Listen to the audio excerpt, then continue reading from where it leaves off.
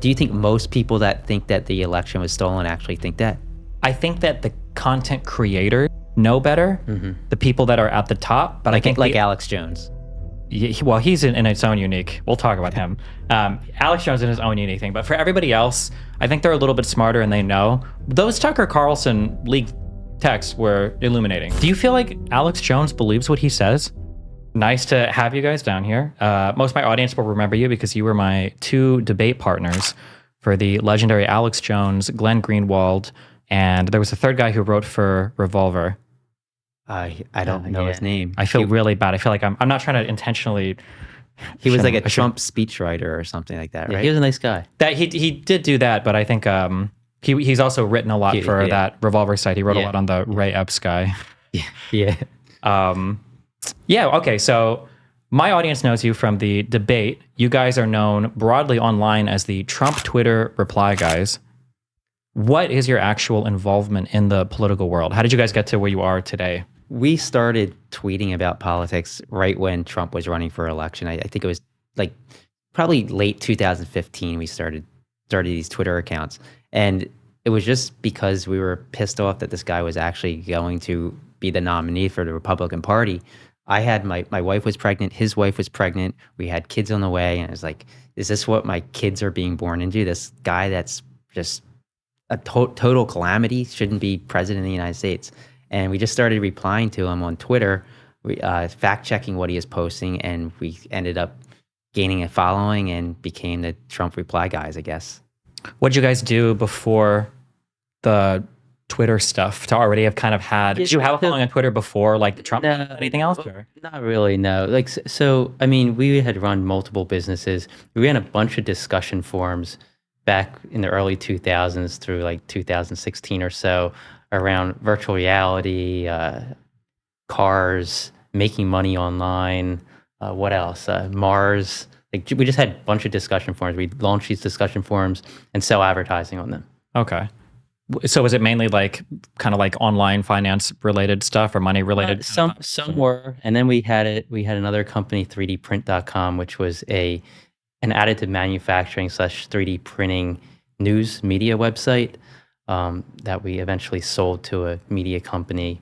Then with Twitter, as we got introduced into politics, we also launched a media company around politics. What was a media company for?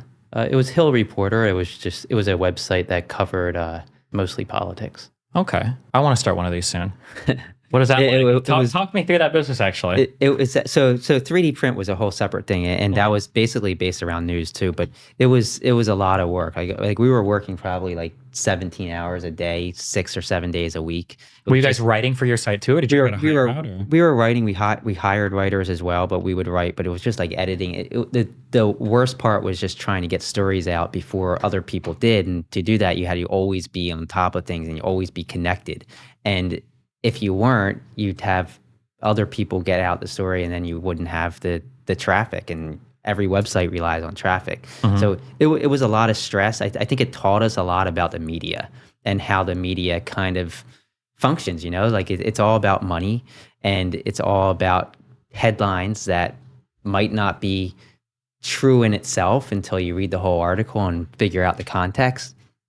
So like in this day and age, I think that with Facebook and with the boomers on Facebook, I think people are sharing headlines and they're not actually sharing what they're reading the article. So there's a lot of not fake news, but news out of context being shared, and people are digesting it the wrong way than they should. Yeah, and people create narratives, or the media companies or the media outlets create these narratives by putting a headline out there in an article, in a tweet, in a Facebook post, wherever it's being posted, and that headline is what people remember. They don't half the people, probably more than half, don't even read the article, and they start they get sold on this narrative. Something that's really irritating to me is I remember in high school, they would tell us for articles that you would write, if you're doing a paper or whatever, you need like a really catchy thesis, or you need a really catchy headline or whatever. Yeah. But the idea is that's supposed to draw people in. That's not the be all and end all. And yeah, I definitely feel like sometimes people are, baiting with the headlines, but then it's funny, you said 50%. If I had to sincerely guess, I'd say less than 5% of people actually read an article. And so, I mean, you look at newspapers from back before what 19 or 2005 maybe. People read the newspaper. You go to the newspaper stand, buy the newspaper, and the headline, there will only be a few headlines on the front page. Now, like every single article, it's important to have a catchy headline. Whereas back then it was like, okay, the top story has a catchy headline, and then that's it. Yeah, and then what you brought up is it's true that it's brutal because you're fighting for views, and there's a balance between like the most well-researched thing is going to be like a history book, but you can't write a book for a developing story. And then on the other end, the worst thing you can do is like you tweet with almost no information. And I guess as a media company, you're trying to find like, what's the balance between how accurate do we need to be versus how quick does a story have to get out? Because if you're publishing a significantly better story, but it's coming out sometimes even 12 hours later, like at that point, like who's going to click to your website to read something that's already like expired? Like what you see is like nowadays is you see articles like, they come out as soon as news breaks, just a headline and like 2 sentences, more coming. You're reading this headline, you don't know what the full story yet is, and you're sharing it, and it just spreads like wildfire, and not everything about the title has the full context of what actually just happened. Yeah, like you said, the best article is not the one that's going to get the most traffic. The one with the best headline that comes out before all the others are going to be the ones that get the most hits. Yeah. I don't know how you guys feel about this. I'm curious. People always ask me in terms of media literacy. It's a question I get every single place I go.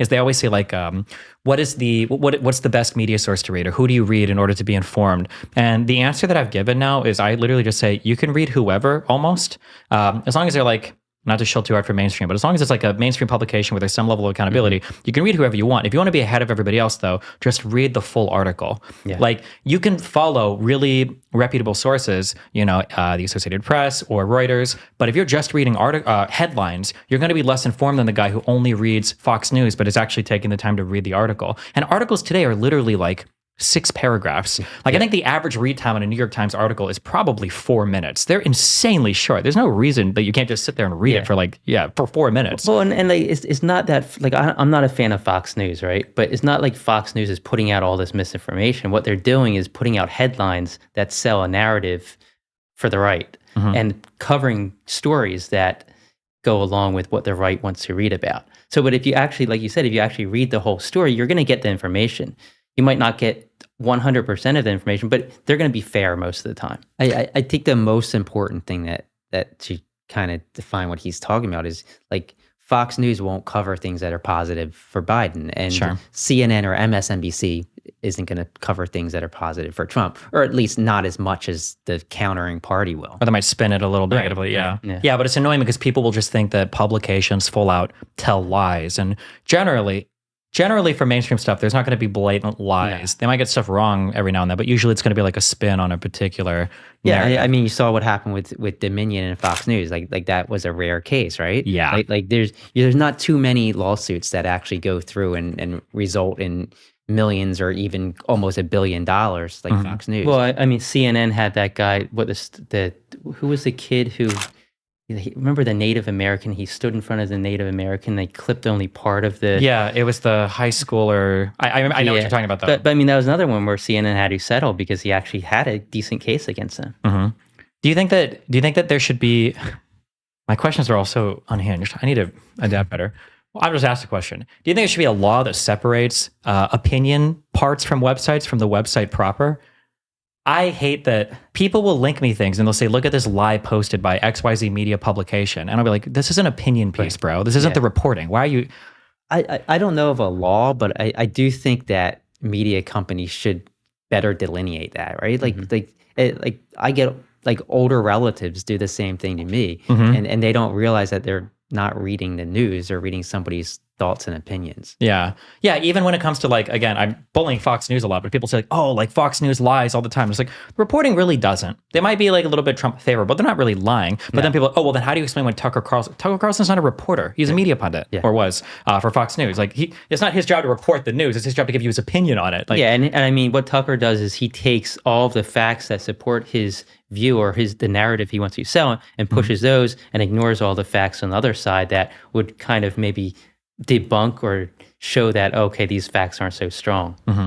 What do you think, how long did you run that media company for? Only, I think, maybe 2-3 years. Yeah, Hill Reporter was. We lost our Twitter account, and then after that, we're like, yeah, it's not worth doing it Oh, anymore. no. And we sold it. Yeah. Did it get like hacked or something, or did it get No, reported? we got banned from Twitter because they said that we bought our accounts, and we didn't buy our accounts.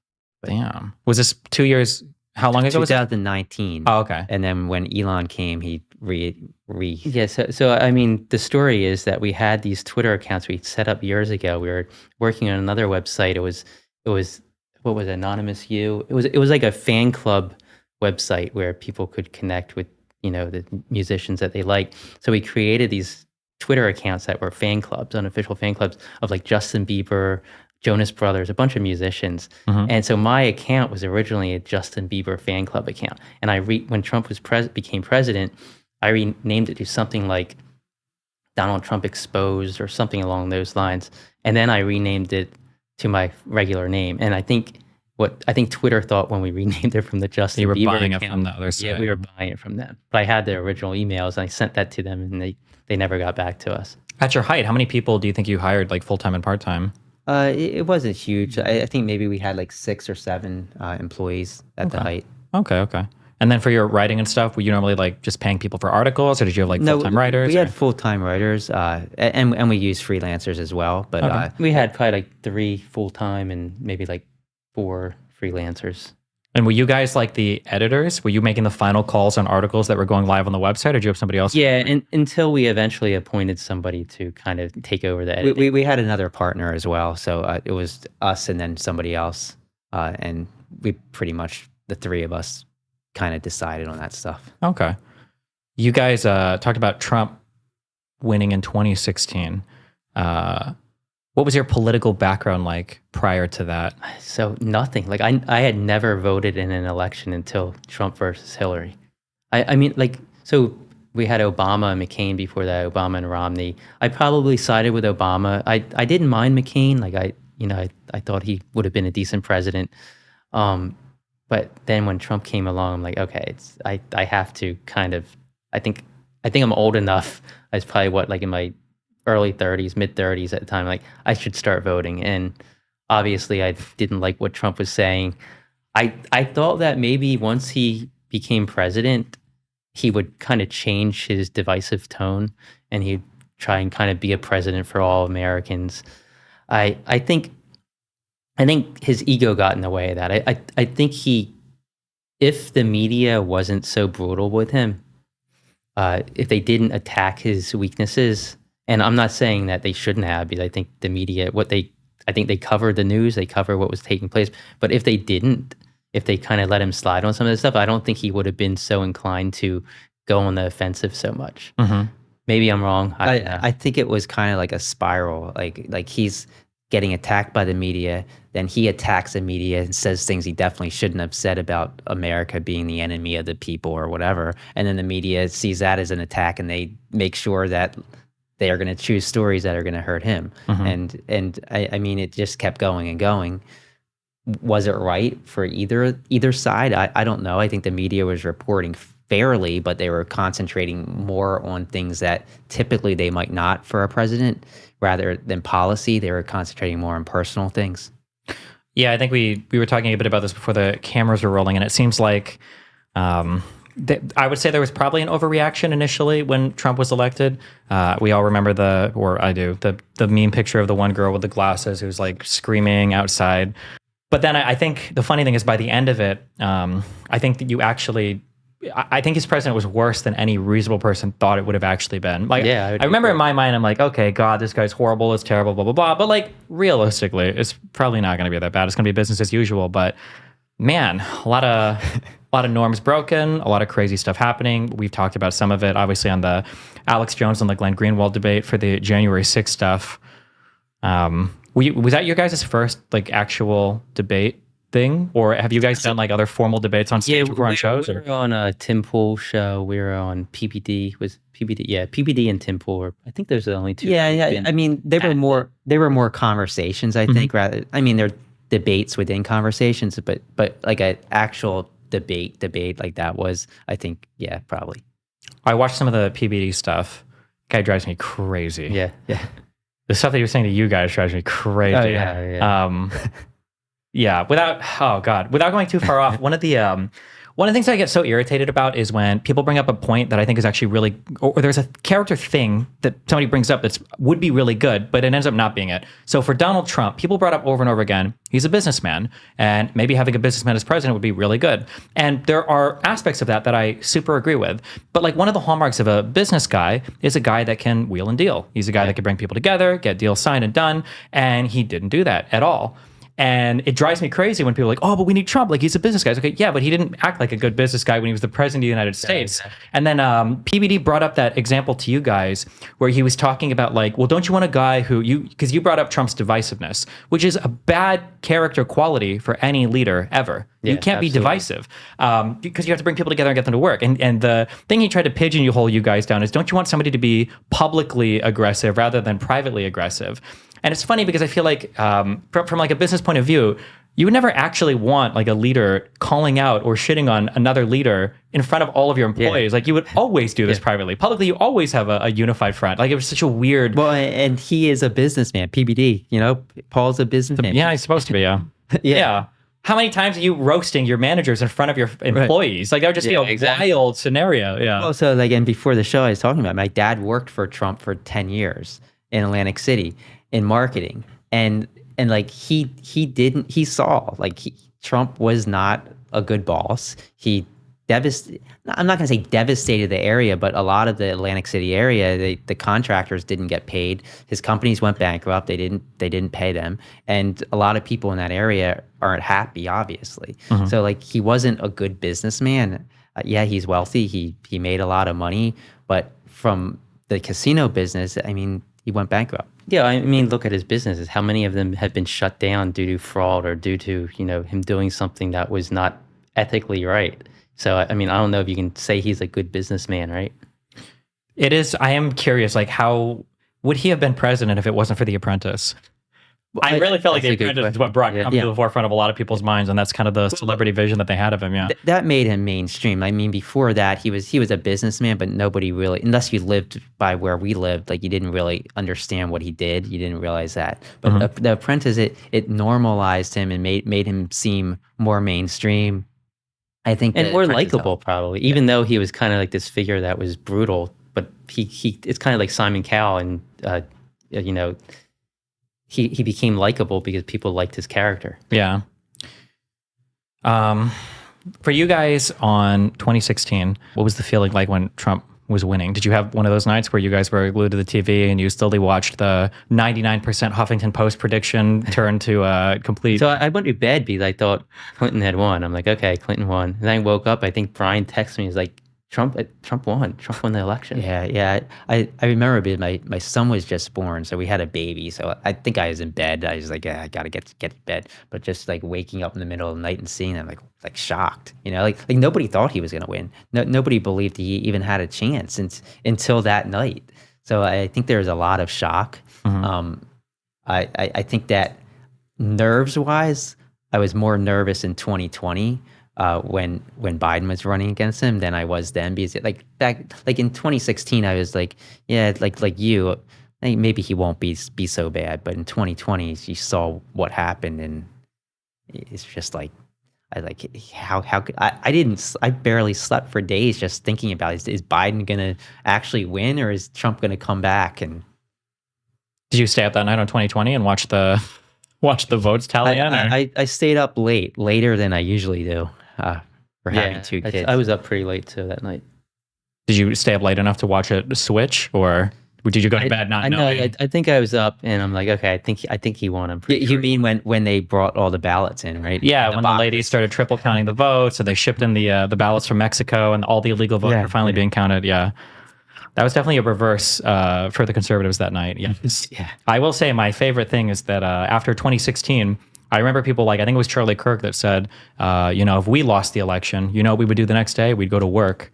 And here we are, exactly. 4 years later, and they're still complaining about the stolen election, that it wasn't real and that the results were fake. And Jesus. Do you think those people actually believe that it's fake, or do you think they just try and use that as a defense for why their guy lost? Do you think most people that think that the election was stolen actually think that? I think that content creators know better, the people that are at the top. But I think like Alex Jones. Well, he's in its own unique. We'll talk about him. Alex Jones in his own unique thing. But for everybody else, I think they're a little bit smarter and they know. Those Tucker Carlson leaked texts were illuminating. Like he knew it was bullshit. He knew Sidney Powell was bullshit. I think people have like cognitive dissonance. I think they want to believe something so much that they only consume the information that's going to help them believe even more. And if they see an article, oh, the election wasn't rigged, they won't even read that article. So it's like they don't allow themselves to see the truth because they don't want to know the truth. Yeah, but I don't think that's an intentional process. No, it's like if I don't somebody's got like if somebody's in a relationship and they only see the good things their partner does and they ignore it, like it's not like they're intentionally deceiving themselves. No, it's like absolutely. Dumb mind thing, yeah. So I feel like most of the people at the top know it's probably not true, but it doesn't matter because all of their followers do. This is why I always get frustrated because my audience, when I'm arguing with certain people, like call this guy out for grifting, and it's like it doesn't matter if he's grifting or not because the people below him genuinely believe the things that he's saying. Yeah. So you have to deal with what he's saying, even if he doesn't believe it. Well, and they get stuck. So the people at the top get stuck. So even if they want to change their tune and say, oh yeah, he lost, they're going to lose their followers and they're going to lose their stream of income. So it's like they're stuck. So they keep those people that are following them stuck in this mindset, this false. And so many of them rely on Trump to prop them up. And they know that if they say something that goes against Trump, he could just put out a post on Truth Social and it'll be the end of their career. Yeah. Yeah, I 100% agree with that. Have you heard of the term audience capture? You could explain. Basically, it refers to the idea that if you begin to create content that appeals to a certain demographic, eventually you could suffer something called audience capture, where if there's a collection of things you want to talk about or opinions you want to give, you can only really do some of them because you're relying on that audience to continue to facilitate your career. I was telling you before the show how I had a tweet where I said, Nikki Haley wouldn't be a bad president. I could see people voting for her. I could even consider voting for her myself. And I lost, I think it was like 8,000 followers within one day just because, most of my followers are Democrats. But like I think so pre-ban and post-ban. So we got our account back in 2022. The one you bought from the Justin Bieber. The one we bought from Bieber, yeah. Pre-ban, I think we felt we were kind of stuck where we were captured by the audience. But post-ban, I was like, I don't care anymore. Like I'm just gonna say what's on my mind. If I lose followers, who cares? Like this isn't my career. I'm just tweeting. Yeah. I think that there's like a moment of growth you can have as a content creator, but most people don't do it. But it's this moment where you're like, okay, listen, there are some things I can say that aren't going to be popular, but I can endure the hate for a little bit because I know it's okay. A lot of people never get to that point though, and you end up getting trapped down this hole of like you have to say a particular thing or the blowback is going to be you can't deal with it. And when I look at people like for those Tucker Carlson things, those texts, it really did seem. Did you read those? The leaked ones? It seemed like he really didn't like the Trump shit, and he wanted to be done with it. He's like, I can't wait for this guy to be gone. He makes our news station look like an embarrassment. It's he doesn't be gone, but he's never going to say that publicly because he's audience capture. And if he says that, he's going to lose 30, 40, 50% of his audience. And I think a lot of people, they end up in that hole where it's like you can give an unpopular take, it's okay, but if you continue to appeal to your audience, you're actually creating a more brutal audience to where even if you tweet something like I think I'd maybe consider for Nikki Haley, it's like 10,000 people screw you. I look at it like how like when you're trading a stock or trading a crypto or something, they say it's good when the stock plunges because it gets the weak hands out. I kind of look at it the same way. Okay, if I say something that I'm going to lose followers from, it's good because I get those people out of my life, and people who are going to just say, okay, I want to hear his opinion are going to keep following me. But people are like, okay, unless he says exactly what I want to say, I'm not going to follow him. I don't want you to be my follower anyway. Who cares? I feel like people like Ben Shapiro are similar. There's no leaked text from him, but like I look at that guy, the way that he navigates conversation and stuff, and I'm like, this is a pretty smart dude. But then the defense that he runs for Trump, it's got to be agonizing, especially even from a political level where this is a guy that says like, I like institutions and all that. Even from like a moral level, this is a traditional marriage guy, one wife, virgin until marriage, family that he loves. And you've got like Donald Trump, who's like the most immoral character person ever. Yeah. There's a lot of very smart people on the right, but they jump through these hoops and do the mental gymnastics to try and appease Trump and appease Trump supporters. It's crazy. Like I don't understand how they can continue doing that. I could get it for maybe a year, but we're on almost 8 years now, and you think they'd just be exhausted from it. I don't understand. They probably are exhausted, but like you said, it's less exhausting than the friction of, oh God, I'm going to lose half my followers. But you just pull the Band-Aid off and then don't worry about it, and you build up new followers that actually respect you for what you're saying rather than for the fantasy you're selling them, I think. I mean, I agree with you, yeah. But I mean, like I saw it happen to Glenn Beck as well. I remember initially Glenn Beck was pretty anti-Trump. Yeah, and then... That's a good example of somebody's career. So yeah, it doesn't always work out for the best. That's Well, for sure. I mean, you also see people who like might lose their job with Fox News or might lose their job doing something within the Trump administration. And so many of those people, when they're no longer bound by, that audience or, adhering to what Trump wants them to say, they do come forward and say, this isn't right. Mm-hmm. I think it goes both ways. Yeah. You mentioned the thing about Trump. You think that the media might have pushed him in a certain direction. I don't know if you guys have had, maybe you've had this moment, but I've noticed for a lot of large figures, there will be like a mind break moment where somebody is just too mean to you or an event happens and it actually sets you on a different political path for the rest of your life. So I feel like Jordan Peterson's response to the C-16 thing was that moment for him to where now he's like bought into every conservative conspiracy ever. But if you listen to him prior to the Bill C-16 stuff, you seem like a reasonably insightful person. Not even just like decent, but like decently insightful. Brett Weinstein, I think. It's Brett, right? Is the one who worked at Evergreen College and now he does basically anti-vaxxer propaganda and is saying wild stuff. I think that if you read the stuff when he was protesting the Evergreen College stuff, he seemed like a reasonable dude, like more than reasonable. And then I think, you go through these events and they just destroy your brain. And it feels like some people can never make their way back to a moderate position. You just get further pushed in and radicalized. Yeah, I agree with that. I think that a lot of people they what happens on social media, like the trolling and the attacks, I think some people can't handle that, and they feel like they have to go in this other direction in order to even out that negative that they had out there. So I think it's definitely something that happens to people, and you see it with it's definitely happening with. I've noticed that a lot of people on the right that have gotten really extreme. I think that they didn't always start out so much on the right, but yeah.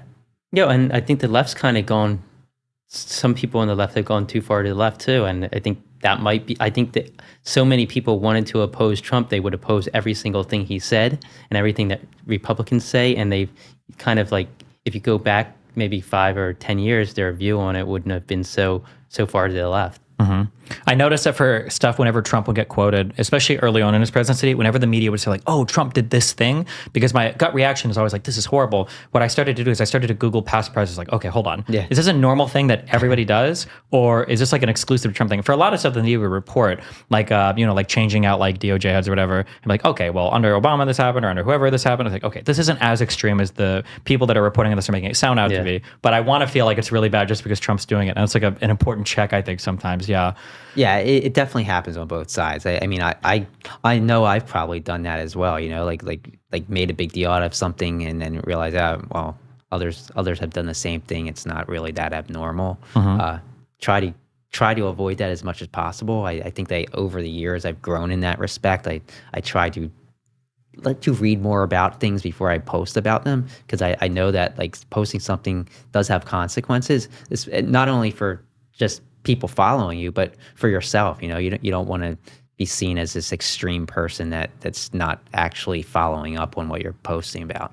What do you guys do to keep yourself from getting pushed too far online? Do you feel like there's been a time where you've gone too far online where you're like, okay, shoot, I was on the wrong side of this hardcore?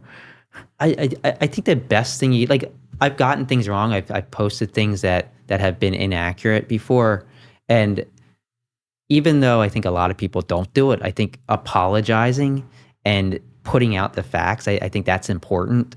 And you're going to take a hit. People are going to use that. If you apologize online about something and it's in politics, it usually results in even more trolls, more people attacking you.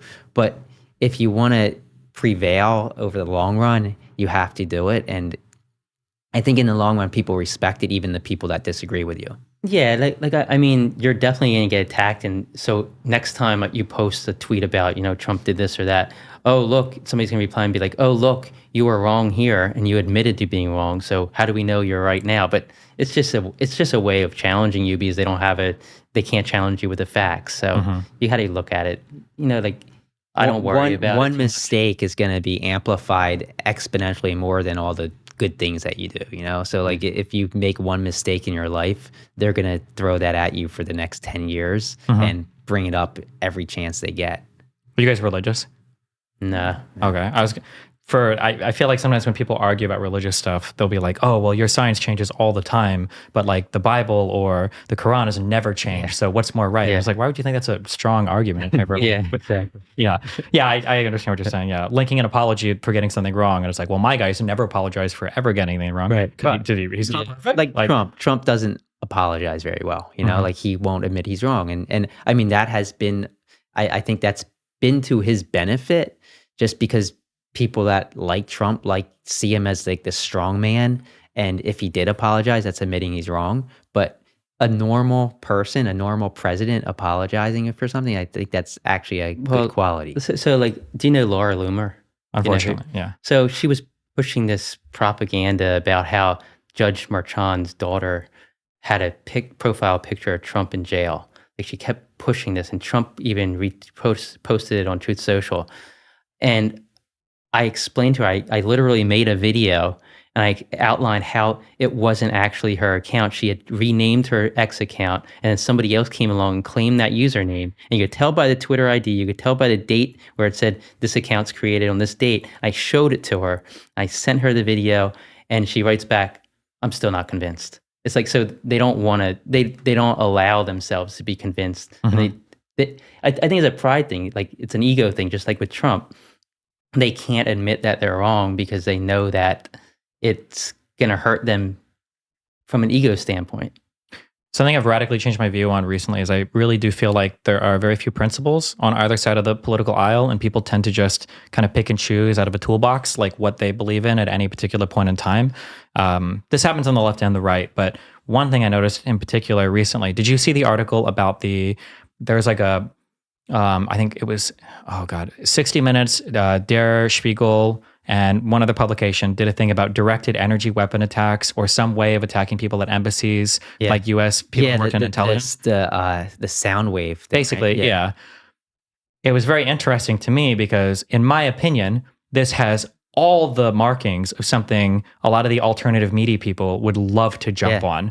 Secret spy people whose travel is being tracked throughout the world, who are showing up at embassies, and people are reporting weird symptoms. And I'm like, this has got to be like Tim Pool on all these must love this story. But all of them said, no, it's bullshit. It's Russia propaganda. And I'm like, oh, because I don't know if they like Russia, but they don't like Russia being used as a scapegoat related to Trump. Now, any conspiracy relating to Russia, they're not going to believe in. But if it would have been the CIA that was reported as doing this, they would have bought it from line and sinker. And they would have said Biden himself ordered it with like Obama signing off on the orders. Yeah, exactly. Alex Jones could have saved $1 billion if he chose that story over Sandy Hook. Yeah, true. There's no way he's worth that much, right? No. I think there's actually a deal that they were talking about, like the defense or the plaintiffs would like take like certain percentage of his income for X amount of years instead of actually owing us $1 billion. Okay. You know what pissed me off during the Alex Jones show? I brought that up to him, the whole Sandy Hook thing, and I kind of went off on him. But Glenn Greenwald talked over me, and since he wasn't in the studio, nobody heard what I was saying. It blocked it all out. There's a lot of frustrating stuff like that. Okay, that's going to be a big topic that we're going to talk about soon. A couple things before we get there, though. I'm just curious on a personal level. Do you guys ever have like major disagreements with each other, or? Yeah, I mean, much more earlier in our lives, I think. Like, not politically. I don't think. I think we just discuss something if we disagree. Like it wouldn't, and probably like we see pretty much eye to eye on things.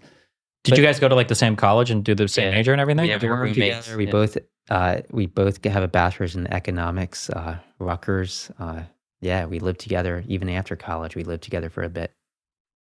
Was there like a lot of pressure to like live up to it? Did you guys compete for grades? I think we always like no matter what it was, we were always competing. Like even if like I think like sports, grades, I think everything. Like we always competed with each other. Do you ever have do you ever feel like there's pressure, or do you worry like if one of you might be thinking a little bit something different politically that you kind of have to fall in line with the other, or how does that work? I'm curious. You guys really just have like pretty similar opinions on everything? I would just like call him up and say, I just saw your tweet. That's really stupid. Like, what are you thinking? And then we'd just be like, he'd be like, oh, well, I thought this. And I'd be like, oh, well, still, I wouldn't post that. Have you ever fought online with each other? Nah. Maybe jokingly, Jokingly? like just jokingly. Like, We would used to get in fistfights all the time, and up until probably like 25. Okay. And they were pretty even. Are arm they? wrestling, yeah. Well, I'm left-handed. He's right-handed, so he'd win right-handed. Arm wrestling, I'd win left-handed. How is that? Yeah, yeah. It's mirror twins. Like, Is that normal? Yeah, certain amount of identical twins are mirror twins. Do you guys ever go shooting? We have, but I don't. It was just one time. Do you know if you guys have different dominant eyes? Do you have any idea? I don't remember. It was a shotgun. I think they were. I think we did have different dominant eyes. Yeah, teeth. When we lost our teeth, it would be like he'd lose this one, I'd lose this one. It was just like the exact mirror image. Crazy. Okay. I want to talk a lot about the Alex Jones thing. Before we get into that, our wonderful co-host Kyla, who's not with us right now, managed to get a sponsorship from Ground News. The news is divided. Ground News puts it back together with coverage from thousands of outlets around the world in one place. So you can spot sensational reporting, no matter what side of the political spectrum you're on. Beside every headline, you'll see who owns the source, how reliable it is, and if they have a political bias. Multiple perspectives side by side, giving you a well-rounded view of today's biggest stories. Visit ground.news to learn more. They've actually reached out to me before, and I've kind of looked into it, but I'm always like really scared about new stuff. They seem to be pretty good from everything that I've heard. I think Kyla pulled a lot of the stories that we're going to be talking about today from Ground News. I think she reads a lot of this to kind of get a little bit more informed for the background on a lot of the stories that we end up talking about. And yeah, you should definitely check them out. I think we have our own link. If you go to check.ground.news/Bridges podcast, I think there should be there's a referral code, a discount, something like that, right? Lycan? Yep. Yeah, he said, yeah, huge discount. But yeah, check them out. Check.ground.news/Bridges podcast. What Ground News does is I think that basically they give you like a wide variety of sources for any particular news story that happens for the day. And then you can kind of check and see like who's reporting what and then compare and contrast. And it's supposed to be a way to give you like a more comprehensive view of the news without you getting worried that you're only looking at one side of the aisle when it comes to reading stories on stuff, basically. Yeah. So yeah, check them out if you can. And then, okay. The Alex Jones debate. We had that. It is kind of funny. Did you guys know anything about me before going into that debate? So I Googled you and I found the Reddit. Oh boy. And I read the Reddit and everybody's like, oh, who are these guys? And it was horrible. I'm like, oh God, like these people hate us. And I'm like, okay, well, we'll do it anyway. They can't hate us as much as Alex Jones probably hates us. So okay. Yeah, So nothing too we didn't really know anything about you. Okay. Yeah. That's probably for the better then. I mentioned before about my audience liking you. Typically, when I do duo debates, it's really rough. Even when your partners are good, it's rough because sometimes if you're debating somebody, especially somebody who's really slippery, you want to be able to like hold them down a strict line of questioning, continue to move down something. And if you've got somebody like throwing you off or saying something dumb, you're not able to you can't like attack your debate partner and the opponent at the same time. So every single time I do these, it's like a joke in my community. Every single time I do these, I'm always typing my chat after no more duo debates. Don't ever let me sign up for these again. Please, God, don't let me do any of these ever again. These are just such a horrible idea. I can't believe I'm doing this. But I will say, when I did it with you guys, and I think I said it as much in my subreddit and my chat, so I'm not just sucking up to you now because you came onto my show. I think you guys were the best duo debate that I'd had. Probably still, up to that point at least. The Benny Morris one was really good. But in terms of you guys, I was really scared because the only thing I'd heard about you guys, you were Twitter reply guys. So I was worried that the knowledge base would be very low. You remember when I came into the green room, I was like, okay, have you guys heard of this? Yeah. Because I didn't know you guys were just going to be crazy like progressive memers or whatever, and you're about to start screaming like Medicare for all or you hate America or something. So I was super paranoid. But no, you guys came super prepared, and there was at least one thing that you started running down. It was a particular person in a story. I had no idea, and it was either Alex Jones or Greenwald brought him up first. I was like, I was so glad you guys were here. I think it was one of the people that were arrested.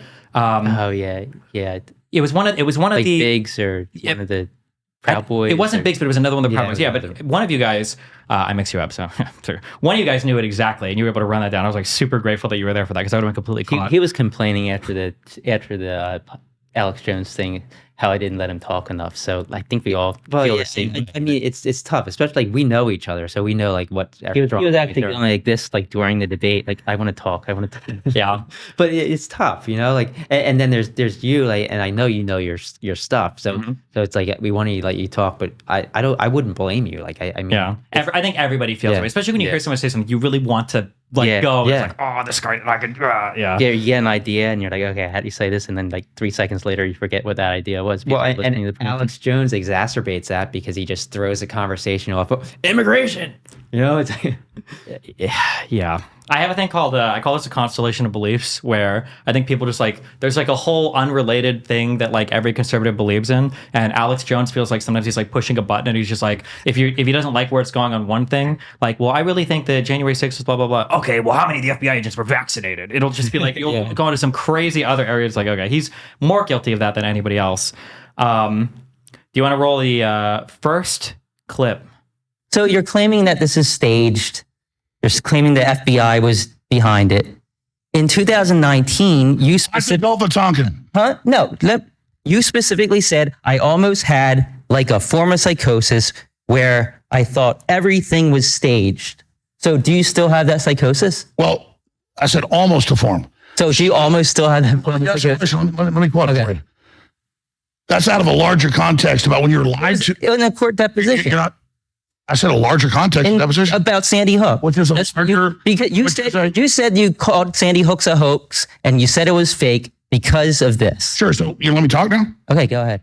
Yeah. So I said a larger context, which is a larger 5 hours, 8 hour deposition, right?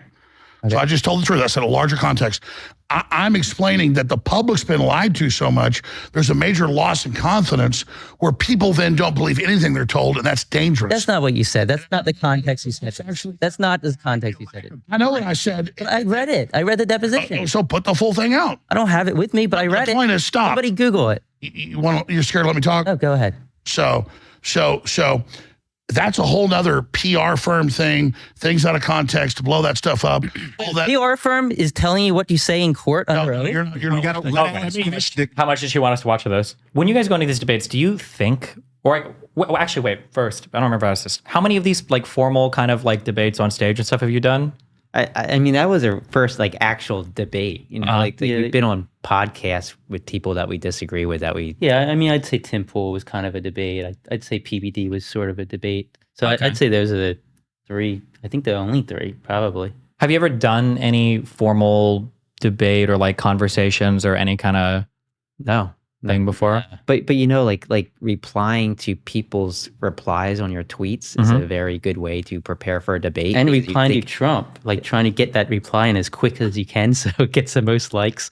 I feel like I disagree with that. I think it could be fun to do, but I don't think it can necessarily prepare you for a debate in real life. So actually what I did before this debate is I made a bunch of tweets about January 6th. Okay. And then I went and I replied to every reply that tried to counter me. Okay. And I tried, so it was a good exercise to see if I needed to look anything up.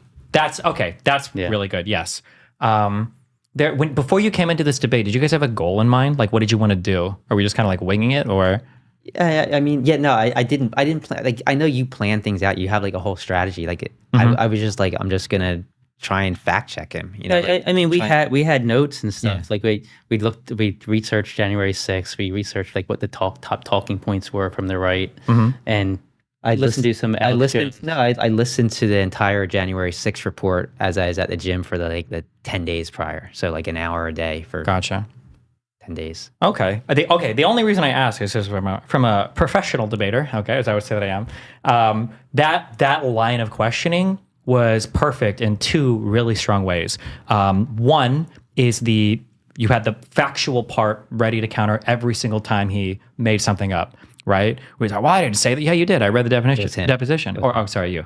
Okay. Yeah. You didn't do anything. You don't get any credit for this section. Okay. Yeah. But every time he brought something up, you had immediately like, no, I read the deposition. This isn't what you said. This is what happened. You were talking about this. So from a fact understanding point of view, that was really good. But also rhetorically, that was a really good question. And the only thing that I'm upset about is by the end of all of his like kind of dancing and, moving around, he didn't actually address it. Yeah, I know. Which was a good point for it's like, if you admit in court that you had psychosis, how can anybody trust anything you say ever? I think that was basically what you were implying, heavily implying by the question, because you asked, are you experiencing psychosis now? Yeah.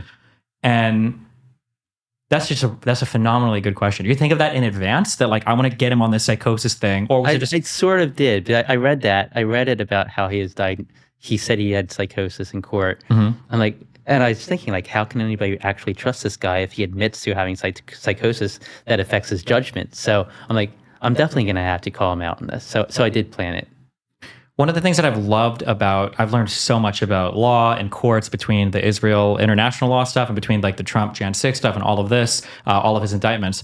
One thing that I love about the court process, I love under oath and depositions and statements in court, all of anything that is like legally binding. I noticed, especially through a lot of the lawsuits, you can bring up the Fox lawsuit, you can bring up the Sandy Hook stuff for Alex Jones, or you can bring up the vote rigging lawsuits.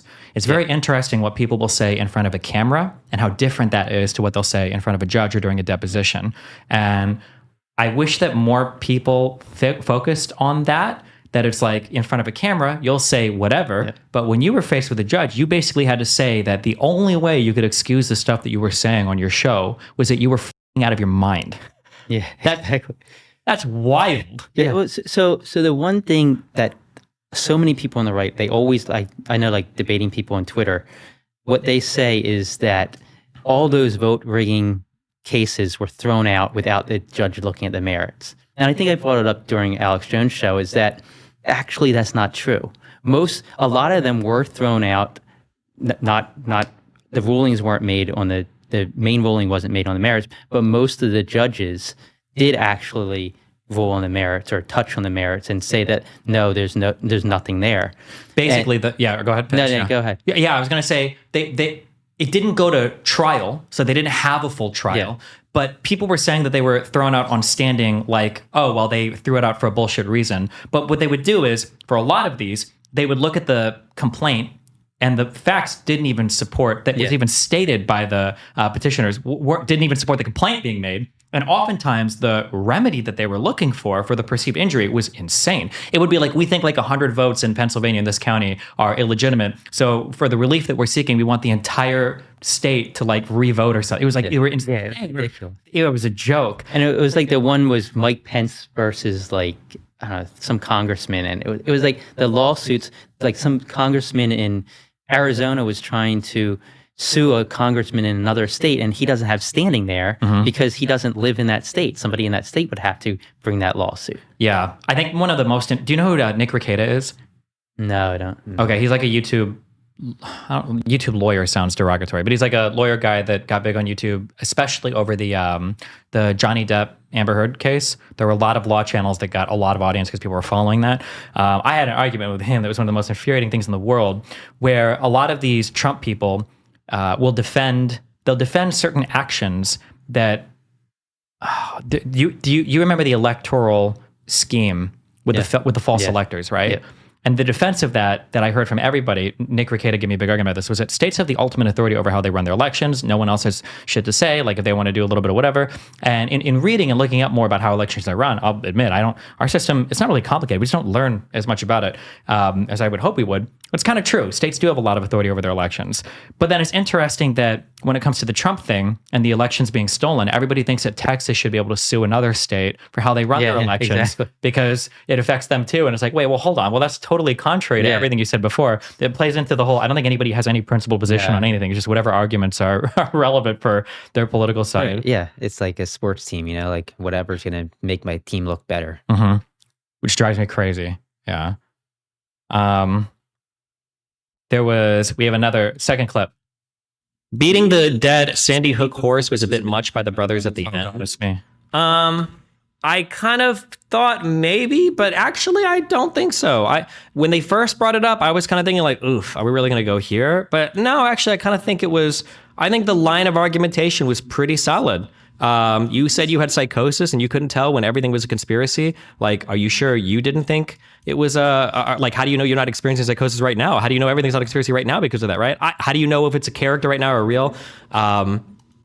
Yeah, I actually think that line of questioning was solid. Also, All right, cut this guy. We already heard everything I say. Okay. So we were actually on the plane flying into Austin, and we were talking about this, and Ed's like, I want to bring Sandy Hook up. Yeah. And I'm like, "Yeah, I don't know if you should, because then it's just going to give the people on the right this argument to say like, oh, they how do you bring this up? They, like, why would they do that? And Which is exactly what I was worried about at the time. Yeah. Right. Yeah. So like when he brought that up, I was like, oh man, yeah, I don't know if he should be doing that. But then it all linked together about why we should be trusting you.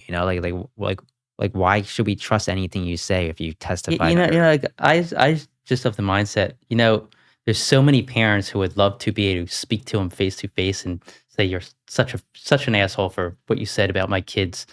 I was like, okay, I'm going to get the opportunity. I really don't give a shit what anybody says about me going after him for that. So, I mean, I get that. I get Brian's side. I get your side. But I don't know. It was just something I felt like I was obligated to do, give an opportunity. Yeah. I have, independent of like the morality or like the fact base or whatever, it's like a debate rhetorical thing that I keep in mind. If you ever watch like a movie, like a hero movie, usually the good guy always gets beat up first, and then he comes back and he beats up the bad guy. I think when you're doing debates with people, something that I've noticed is that if you strike first with the insults, even if they're maybe kind of warranted, you always look really bad. It always makes you look like a bully. But if the other guy leads and then you counter, it can look righteous as long as you're like within the realm of what you're doing. So the fact that came up, I think that came up pretty late into the conversation. It was like the last it was third. toward the end.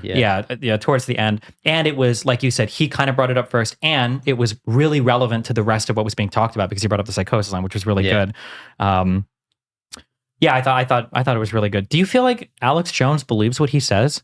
So like we talked about that. So I mean, after the debate, I think you left, right? Like, I was just... So we hung out for like maybe like 10 minutes or so, and then we went back to the hotel. But we met a lot of the InfoWorks guys at the bar and just had a few drinks. And it was a good conversation. They were nice guys, like normal people, right? And before we left, we spoke to Alex Jones, and he was like friendly. He was like joking around. I think it's a show, like it's all a show. It's all for money. Some of the things maybe he believes, but I'd say that 90% of the stuff he parrots out there it's just baloney, and he knows it. I mean, that's the sense I got. Yeah, I think he believes to a certain degree. It's hard to say, like, draw a line, like, okay, he believes this, he doesn't believe this, but I think he does believe a lot of what he says, but I do think that he also runs with stuff if he thinks he can convince his audience of it. Do you think he's more of a performer than anyone else? Or do you think everybody's pretty similar in terms of... Yeah, I guess everyone else is kind of hard to... When I mean, like media pundits, like in his kind of position. I think he takes things too far, where most people have a line they draw. Yeah, but I think everybody's performers to a certain degree. Yeah, to a certain degree. I think it's reductionist though. When I go on like you guys said you did Tim Pool and you did PBD. Yeah. I've been on both of these platforms and I've talked about these people. I get the feeling that in general, I think they believe most of what they say. Yeah. Alex Jones is the only guy where as soon as the cameras were off and everything, I got the feeling that it's just like a lot of fun for him. Yeah. I remember that we got into a back and forth at one point, and I think he tried to put his hand on my shoulder, like, don't touch me. And I remember that when the show ended, and I was like, my mind was frazzled by the end of that, because that was so frustrating. And I went to get up, and he looked at me, and he was like, oh, that was real funny when you told me to get your hand off you. I remember that. Yeah. And then, and I think I shook his hand, and I just had the feeling afterwards with his demeanor, I was like, it feels like it's all a huge show for him, more than anybody else I've ever met before. Well, why don't you just keep going? He would have sat there for like 6 hours and just debated us. Maybe, yeah. Here's a personal question. I have I have people that I debate with online who are part of my sphere, I guess. How do you determine, or that we have significantly different political beliefs? How do you determine what's too much of a difference for you to be friendly or friends with somebody versus not? So personally, like I'll talk to anybody unless they're personally attacking me with like just baloney, like if the first thing I hear out of somebody's mouth is a personal attack against me because they disagree with me, then that's the line.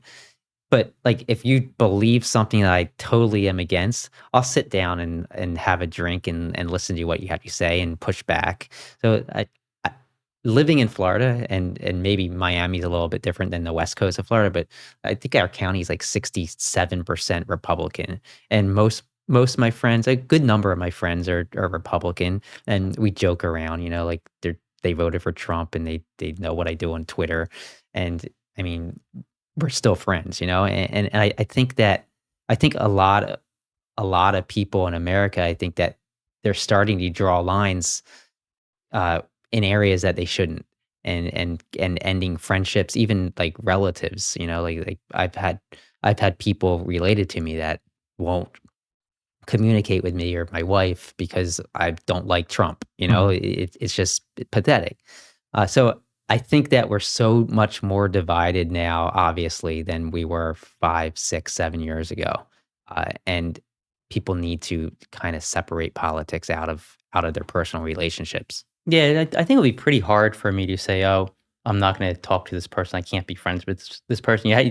You have to have either done something really bad or said something really terrible directly to a person, or behind their back. I don't think just having a difference of opinion on politics, or you know gender ideology or immigration, I don't think that's enough to make me say, "Oh, I don't want to be friends with that person." I mean, because most likely there's a reason they feel that way, and I want to know. I want to know what that reason is. Okay. I just realized I asked you a very content streamer brain question. I think I agree with you 100% for personal acquaintances. I guess from my perspective, it's interesting for me because a lot of the people I deal with are Like also like come online. on my stream. Yeah, so like content creators or other people. So like if I know a guy personally who believes in a particular thing that I think is like abhorrent, I won't say abhorrent, but I think this is like bad for the country. I don't think this is a good thing. I don't think I would not be friends with that person. But sometimes I'm confused online. If there's a guy who he's polite, he's friendly, but diametrically opposed to me on issues that I think are crucial for the, composition of the nation and our future. Yeah, I'm just curious.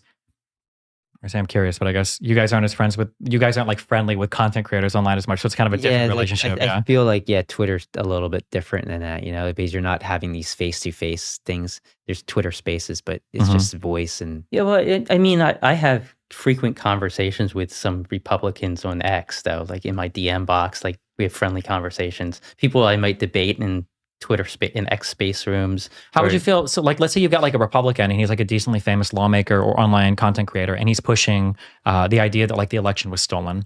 Like, is that something to where like that's your political opinion? I don't respect your political opinion, but I respect our differences. But we can still like be friendly on a personal level. Would you be able to Yeah. put that aside, or is there like No, a no, line for anything like that? I think I could be friendly with them. I would definitely want to hear their logic and let them hear the facts, and like give them the facts.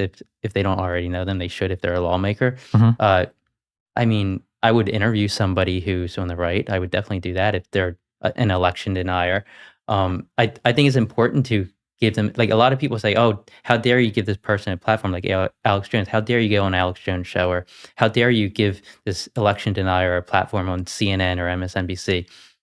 I think is important because that's the only way their logic can be challenged, where people can see both sides rather than just hear them say one thing and you say another thing. I think the conversation is what kind of might be that light bulb moment for people who believe that the election was stolen.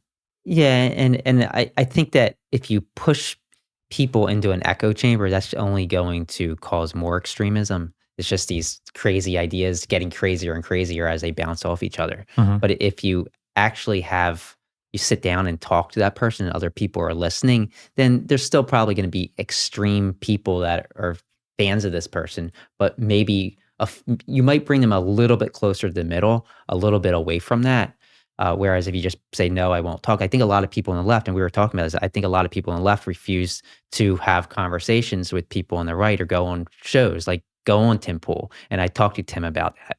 And Tim hates my political takes, but I think going on to those shows, it number one, it tells those people that you're willing to listen, and number two, it allows them to hear the other side where they might not, the audience might not actually hear that other side in a normal situation. Are there any other political content creators or prolific tweeters or anything else you guys think do a good job at getting things right, besides me, of course?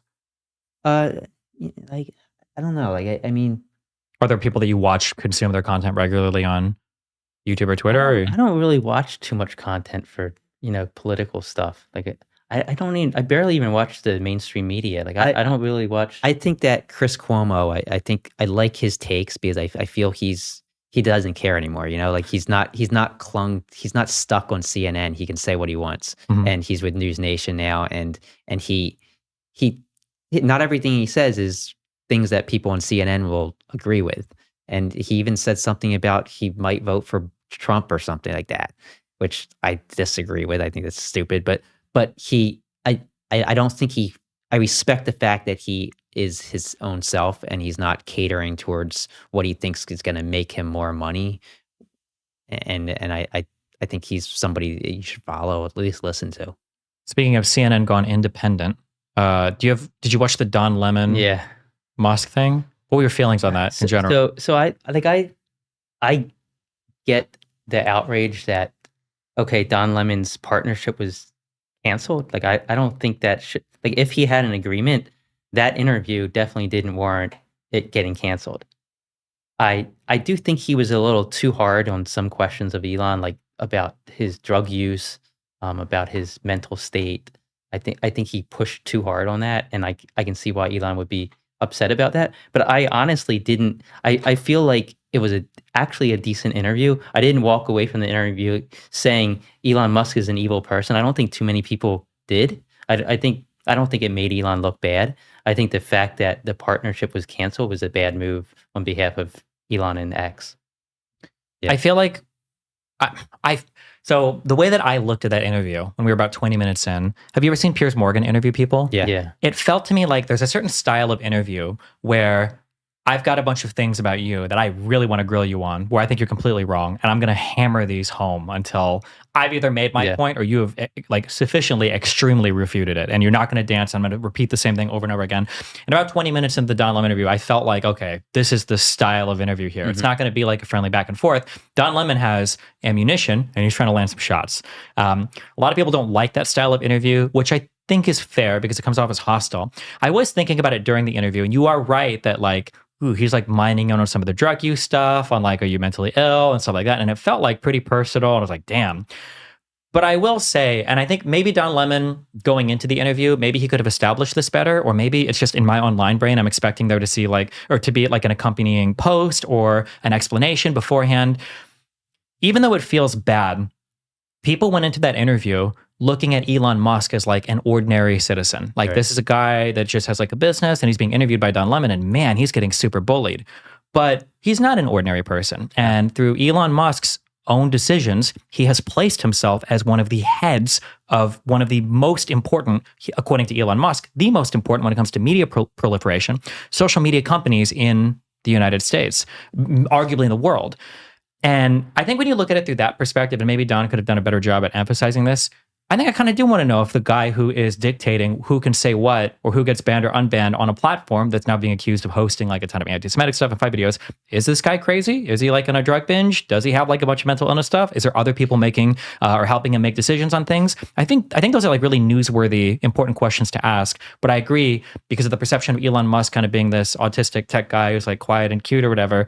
Don Lemon ends up just coming off as a huge bully. Yeah, like I think the questioning was fair. Like I think, you know, are you using ketamine recreationally? That's fair. Like I think people should know that.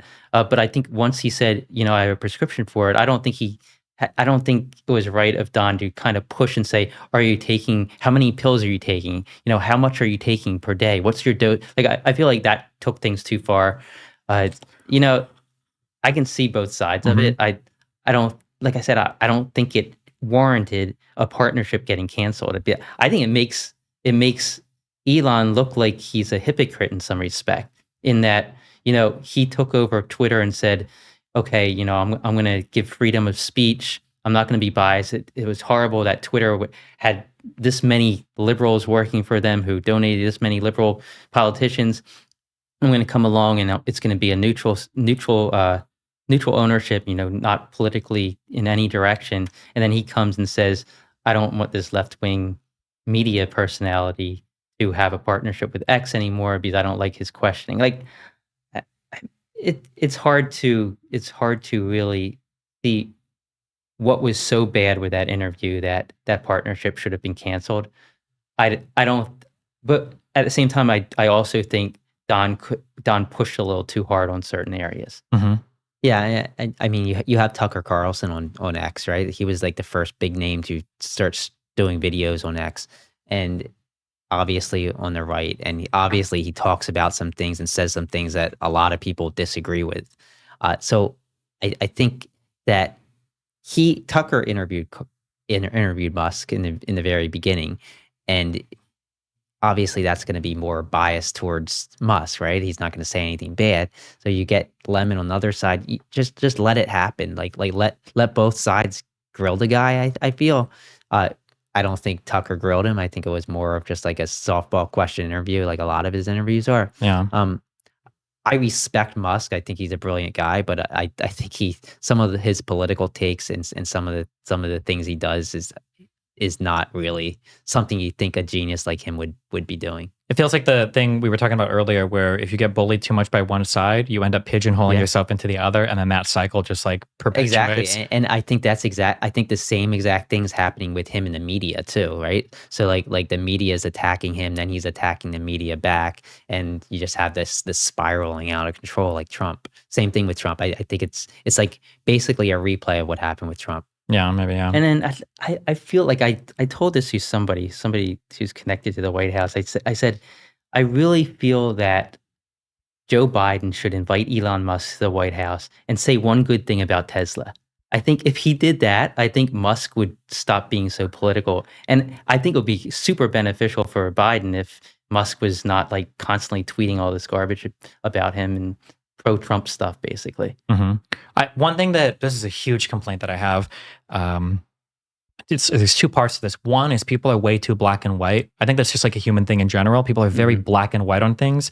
And two, people absolutely cannot moderate their responses to anything. Like if you tell somebody that they said that they don't think minimum wage is the best policy, and somebody who said, I want to grind up and eat homeless people, the response to these is very similar online, to where if you say like, I don't like minimum wage, you're horrible, you're evil, you hate people, you're a fascist, you're blah, blah, blah. And like if you grind up the humans, maybe you'll get an extra report or two. But whenever somebody sees something bad about somebody, they go extremely crazy about it. And and it's a very black and white view of things. Yeah. And one of the most infuriating things to me is that I think there are genuinely really cool things that America has done and has accomplished.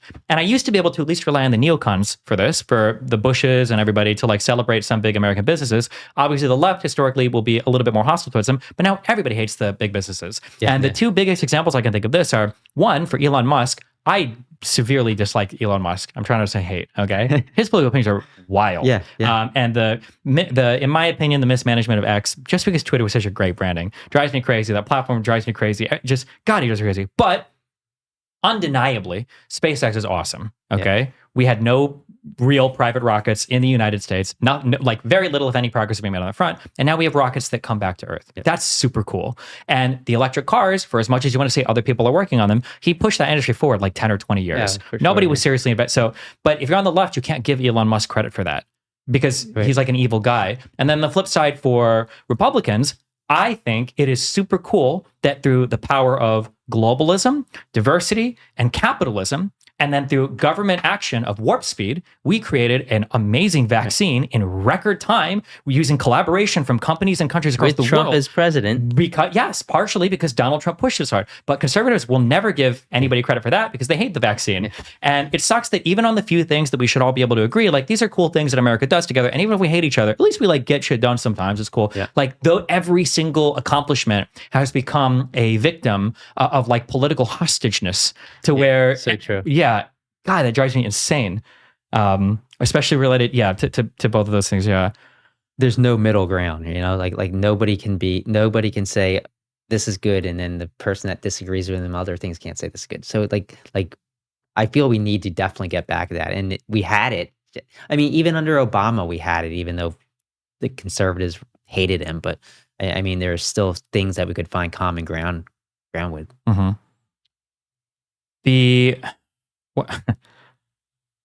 Aaron had a thing here. If Destiny denies that he believes Alex Jones is performing, hold him to his old position with this clip. Play this. What is this? Why am I being attacked by my co-host in the notes? I know that I did because Here's one of the things I don't like about Alex Jones more than any other person. I feel like most of the people that I argue with, I think they genuinely believe the shit that they say. I really do feel like Alex Jones is just a showman. I think he's just funny. I think he enjoys it. I think he plays it up. Okay, we already talked about this. Okay, yeah. So I think, my old position was, I used to believe that everybody was pretty honest, and especially because Alex Jones, because he ate the Sandy Hook lawsuit. Like, he must believe it if he's like willing to. But I think he just went too far. I don't think. His demeanor after that show we did was just wild. Yeah, like I think he realized that he got in so deep, he had to keep it up. And he kept going with it. He realized it equaled more money. Mhm. I think he liked the attention it got him. I think a lot of these guys are just, like, they thrive with that attention. And I think he just took it too far. Probably if he could go back, he would have done it differently. But Mhm. I think, like, he probably didn't think he was going to get sued for $2 billion. Maybe, yeah. Wasn't thinking about that. Load the Yasmin Gold clip. What do we got on the subreddit for this? Did you watch any of Alex Jones's reflection on the debate afterwards? I think I saw some of it. I don't know this clip. Dude, you gotta get better. You need to talk. See you ready. Continue to talk until we say ready. You didn't watch much of the reaction. I- Were you nervous? When you guys read feedback about like a live performance, that's got to be like hold on. You guys, it's such a big, I hate that you said that Twitter comment earlier because it's not true, okay? You get more credit for doing good in live formats. A lot of people can do stuff on Twitter and fall apart completely in a live environment. That's why I asked if you had any public debate background, or maybe you guys are just like naturally good at speaking or whatever. It's a really hard thing to jump from being a Twitter warrior to, have you seen the Libs of TikTok lady? Yeah. My God. She attacked him this morning. She's horrible in real life. She's like clueless. You guys did really good. Yeah. You guys did really good jumping from Twitter to a live format. When you, after you finished, your thoughts about like online stuff, are you just like, oh God, I don't want to read anything? Or are you like, I want to see every comment about me? Or, Like, what is I liked reading, like, Alex posted some clips from the show with like his take on things. And I liked reading the people who responded. Most of them are like haters who hate me and agree with Alex. But I find it either humorous or interesting in some way. Like, and I like seeing like how the other side sees things. Yeah, and I think it used to bother at least me. I think probably both of us a lot more. But I think after having people every single day just attack you with like crap and just push back with baloney, I think you kind of get immune to it. Whereas it's more entertaining now than anything else. I mean, maybe some self-reflection, like maybe you can learn something about yourself, but overall it's mostly just entertainment, I think. Okay, interesting. That's the exact same answer I have. That if there's a lot of feedback, you try not to take it to heart. But if people are saying the same thing, maybe there's like something to be like, okay, maybe I need to. Like he's scratching his cheek too much or something. Yeah. Oh, man. Or even if somebody's saying something that's like not true at all, like, oh, he's like a sophist, like completely fake news, blah, blah, blah. Yeah. If there's a bunch of people saying it, you might not be engaging in that, but it might be good to understand like why are they doing it. Wait, okay, here, hold on. Another random personal question. Have you guys ever in your life, and this can be related to this or something else, have you guys ever in your life had a completely different emotional response to the same stimulus? So let's say you both go to see like a horror movie like Signs, and one of you come out of the theater petrified and one of you are like, oh, I really like that. Or you listen to music and one of you are like, oh, I like the song, and then was like, God, I hate this whole genre. Or you guys are pretty similar on. Yeah, I mean, I think we're I pretty feel close. like I can predict exactly what he's thinking. I mean, we grew up the same, genetically we're the same, so I feel like there's nature versus nurture, but we have nature and nurture. Yeah, it's pretty close. Like I mean, I think it's more like I can predict how he's going to behave rather than saying, oh, we're going to behave differently in certain circumstances. I can't think of. I'm trying to think of one, and I can't. Like I just. What's like the most significant difference of anything you guys have? I'm like a quarter an inch taller. Really? Yeah. Yeah, Is that true? it's true. Yeah. You malnourished? What happened? No, I actually weigh more than him though. Like I got like 2 or 3 pounds on him. So Okay. Interesting. I mean, we're very much alike. Okay. I think. Are your wives both like same hair color? Same. No. I have a blonde and he has a brunette. Yeah. Okay. But I mean, they probably say the same thing. Like they talk about us. Like if we get in an argument or something, it's like they go to each other. Like, oh, he does the same thing.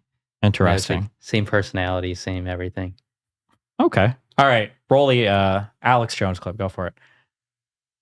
And then I had that debate Saturday in here with Zero Hedge folks, great people, with the leftists they brought in. And man, I realized they're not intellectuals. They're not informed. They just act confident. We're sitting here before we go live, and there's like a bzz, bzz, bzz, bzz, bzz, bzz. And I said, you guys got text messages coming in. Your microwave relay is getting into the wire. You need to keep your phones at least a foot away from the wire. And the Destiny guy, his fake name, blue hair, goes, I have blue hair anymore. 3 minutes to being live. He goes, you crazy person. Sitting right here. He goes, that's not a microwave oven. And I said, it's not a microwave oven. I said, it's a microwave relay, and it interferes with the equipment. And he started laughing and laughing, and I pulled it up, and he wouldn't even look at Wikipedia that cell phones are microwave relays. They don't know anything, people. They're stupid, but they just act confident. They're not fit to clean toilets. Was this the totality of his reaction to that debate? I think so. I don't think he said much else about it. It's kind of interesting that the largest criticism that he had of what was being said was before the cameras were rolling. That wasn't related to anything at all. That's a good point. Yeah. I mean, but although I don't know how he didn't know about the microwave relays. Like, Who, me? yeah, Oh, how did you know that? I'm going to be honest. As soon as he started saying it, I just completely didn't believe him at all. I felt the same way. I didn't look it up. I looked it up immediately, and I'm like, this can't be true. And then like, oh crap, That's kind of true, yeah.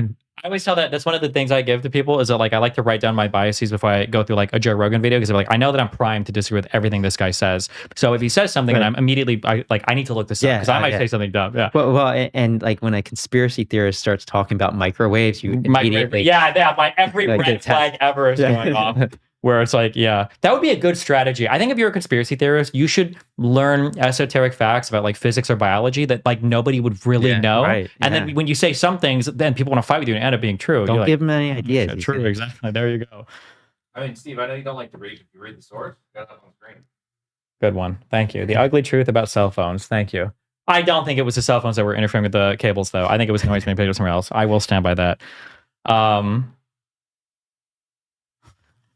Okay. Let's see. Tim Pool on Destiny versus Alex Jones. I don't think we do that. Bonus joke if it feels appropriate. Load it up. What's the bonus joke? You guys said Tim Pool was pretty friendly off camera. like so Tim's cast was really friendly. Tim's a really serious guy. Yeah. Like I mean, we talked. He was friendly, but he wasn't like everybody else with like joking around and stuff. And he was just stone cold, like super serious. Oh, okay. I feel like on the shows I've gone on with him afterwards, I feel like I get along really well with him. Yeah. But I'm very similar to that. To where like when the camera's off, my demeanor's about the same. Yeah. I mean, you were pretty serious coming in, Alex. Yeah. Like, oh God, this guy looks pretty serious. So even when the show's over, me and him were like, like what do you think about like this guy and like Sam Cedar from the Majority Report? I don't like this guy. I'm like, oh, I understand why. Yeah, because I'm like the same level of like. Well, Tim Pool tweets that I'm evil like every other day. That you're evil. Yeah. So like I don't know if he actually thinks I am. So maybe he was just serious. Yeah. So Ian's actually on Tim Pool. He was the moderator for Alex Jones. Yeah. We went out for a drink with him after the show. And we had a really I thought it was an interesting conversation with him that we had. I was talking about like, are we living in a simulation and just random stuff like that. And it was a good conversation. I think Brian said, just tell Tim to stop calling us evil on Twitter. And so again, Tim like a few days ago said, this is why I call you evil. And he was something about, I don't even remember what it was about. Yeah, it's just something stupid. His Twitter is really extreme, but I can't criticize anybody for that. So my Twitter is very extreme. Where are center left people online? Are they anywhere? I feel like I can find far left people who make up like 2% of the Democrats, and all the Trump fans are online. Where are the center? Where are like the Pod Save America people? Where do these people live? That's a good question. Like there are like I feel like we were like in with that left group before our suspension, and now we're more like the center left group, and they're few and far between. There are some, but they're not like huge accounts. Yeah, I guess it's hard to really build an account being center left, just like it is being center right. Yeah. Center right, center left. It's hard to like get followers, right? Yeah, but it's different because like there aren't. When it comes to far, it depends on how you define. The paradigm breaks down a little bit when you bring in like elements of anti-establishment and populist thought. But if we can, do you consider Trump? Let me ask this: do you consider a Trump supporter to be far right? No, I mean, there are people that are far right that are Trump supporters, but not, I mean, there's 40%, 35% of Americans aren't far right. Okay. I mean, Trump's his own thing. Like MAGA is his own. Yeah. So it's really, I mean, I think think they are whatever Trump says they are. Like Trump could say, you know, abortion is okay. I think a huge percent of them would go along with that. Mhm. You know, go ahead. Yeah, on that note, I don't know where I think we were talking before the cameras were rolling, before the show, about my mom is from Cuba, and my parents had incredibly strong feelings about like Russia and China and all of that. And watching them change over the course of Trump, to think, Yeah. like if you would have said before Trump, I could have said almost anything about Russia, and my mom would say it's probably true. They've got a bioweapons program. They're trying to kill innocent. I would be like, yeah, that's the Soviet Union. Of course they're doing that. And then after Trump, it's all Russiagate. It's all conspiracy. Like Putin doesn't care that much and blah, blah, blah. And watching that change from my parents, like, no shot. This can't be. You were like the most Red Scare people. They were both in the Air Force during the Cold War. My mom flew on, in the US Air Force, it was called the Looking Glass mission. So it's where you're looking for like nuclear weapons being launched. And so she was like the most like Red Scare person ever. And to hear her just not care that much about it anymore, I'm like, just because Trump said it, I'm like, how is that possible? It's crazy. Yeah. I see that all the time, like online, like, and yeah, I think maybe the left overblew the whole Russia stuff a little bit, but there were actually ties to Russia within his campaign, whether it was Paul Manafort passing documents over to these spies, basically. There's Roger Stone was connected with WikiLeaks to Russia. So I think that the right will use, oh, it's all Russiagate, it's all a hoax, but it wasn't. There were ties, but I think the left did probably overblow things with like the PP tape and all that. Possibly. Well, I do it might agree with that. exist. It might exist, but If a Manafort would have been in Hillary's like campaign, and if Hillary would have gotten elected and pardoned him, Oh yeah, exactly. They do you would remember be outraged. Uranium One? Yeah. Where Hillary was accused of selling all of our uranium to Russia? Like, oh my God. Do you think, I agree that Trump is a cult of personality, and it seems like he can lead the Trumples basically wherever with whatever he says. Obviously everybody's prone to this a little bit. Do you feel like Republicans are a little more prone than Democrats? And if so, why? I wouldn't say Republicans. I would say MAGA. Well, You know, but I mean, like 80% of Republicans are ready to follow Trump. Yeah, off but like, a but I cliff. mean, the rest of them are the opposite. So I mean, I think you do have to draw a line there, right? Because the ones who aren't MAGA but are Republicans, like the John McCain, Mitt Romney, Nikki Haley type Republicans, of course they would be rhinos now. Even though, Yeah. I mean, that's the old party. Like, I don't know how you can say they're Republican in name only if that's what the party has always been until Trump. I think most of them are, yeah. Like I think most of them. Well, go back to the are question. they more prone to? Yeah, are they more like, so if a far left leader came, like if Bernie Sanders somehow was like anointed president, I don't think 80% of the Democratic Party is following Bernie Sanders. I think it's going to be stuck at that 25-30% mark no matter what. If Biden were to start saying tomorrow, we are going to become a socialist country, or start making really crazy declarations, the majority of the Democrats would abandon him. Yeah. The majority of the Democrats right now, or I don't know if it's the majority, but you've got, I think, Ezra Klein and a bunch of other people like writing articles about Biden's too old, he's got to go. We're like so self-critical as Democrats. And then meanwhile, like on the Democratic side, you've got Biden is too old. Maybe it's time for him to throw away the incumbent advantage and nominate a totally new person. Maybe Gavin Newsom needs to run like a completely ahistorical event because he's too old. That's what the Democrats say. And then on the Republican side, they're like 91 indictments. That's it. Yeah. Like, give us more. Like, did Trump lose to this exact same guy? Don't care. We're running him again. Like, it's like unstoppable. The force, like, if it was, again, if the parties were switched, like, are we really going to run the same candidate that already lost against this guy a second time, who's now staring down the barrel of 4 different lawsuits, 2 federal, 2 state lawsuits, and 91? No way. Why? What makes them more prone to? Like, what if Trump was a Democrat, like, and said everything that Democrats wanted in 2016? Can we really say for sure that Democrats wouldn't be doing the same thing with him? I guess it's hard. How much do they? It seems like they were so critical of Hillary on everything. Like, And I don't think Democrats would. I think Democrats would throw him away. Like just imagine if Joe Biden was indicted for anything. Yeah, but Republicans would have said the same thing. Yeah, before but Trump. it's something about Trump. It's something. Yeah, it's exactly something about Trump. So I think, like, you can't say that. But what would Democrats actually fall? Like, for if that? Trump, I don't if Trump was, like, pro-choice, if Trump was just towed the liberal line for everything, and he also attacked Republicans like he does Democrats now, and attacked the right-wing media, and, like, I don't know, maybe it's his personality, and people just he's like that figure that I don't want to say, but he's like a cult leader, right? Like, and maybe Democrats, if he was towing the Democratic line for the last 6 years, 7 years, maybe Democrats would still be following him. I can't say. I feel like if Monica Lewinsky happened under Donald Trump, I think most of his supporters would clap. Because the Stormy Daniels stuff got zero play. Nobody cares about the Stormy Daniels thing for Trump. If anything, when Stormy Daniels comes up, it makes them like him even more because that's just a Democrat attack on Donald Trump. Yeah. Or could you imagine if Obama had like 3 wives, a foreign wife, kid, like was cheating on his wife? Like, oh my God. I can't even imagine. Or he had the Kushner as a stepchild in the White House that was making positions for him. Like, sorry, Jesus. Oh. No, I agree. But so Trump is such a horrible candidate, right? And Republicans still cling to him. Like, they could have nominated Nikki Haley or even Ron DeSantis, and that person would have a significant advantage to Trump against Joe Biden. Like the poll showed, like Haley versus Biden, she was up like 3 times as much as Trump was. It was like 7 or 8%, and Trump was like 2%. So I don't get it. Like if you think your candidate's crap, then vote for somebody else. But Democrats are kind of doing the same thing with Joe Biden, right? I can at least understand with Biden because 1, he's already beat this guy. 2, the incumbent is just huge. And then 3, he did get more votes than any other president in history. Although it's questionable, was it a vote for Biden or a vote against Trump? But I'm very warm to the incumbent advantage. Yeah, no, and I agree. Like that's why I was more leaning towards Biden is because you have the incumbent advantage.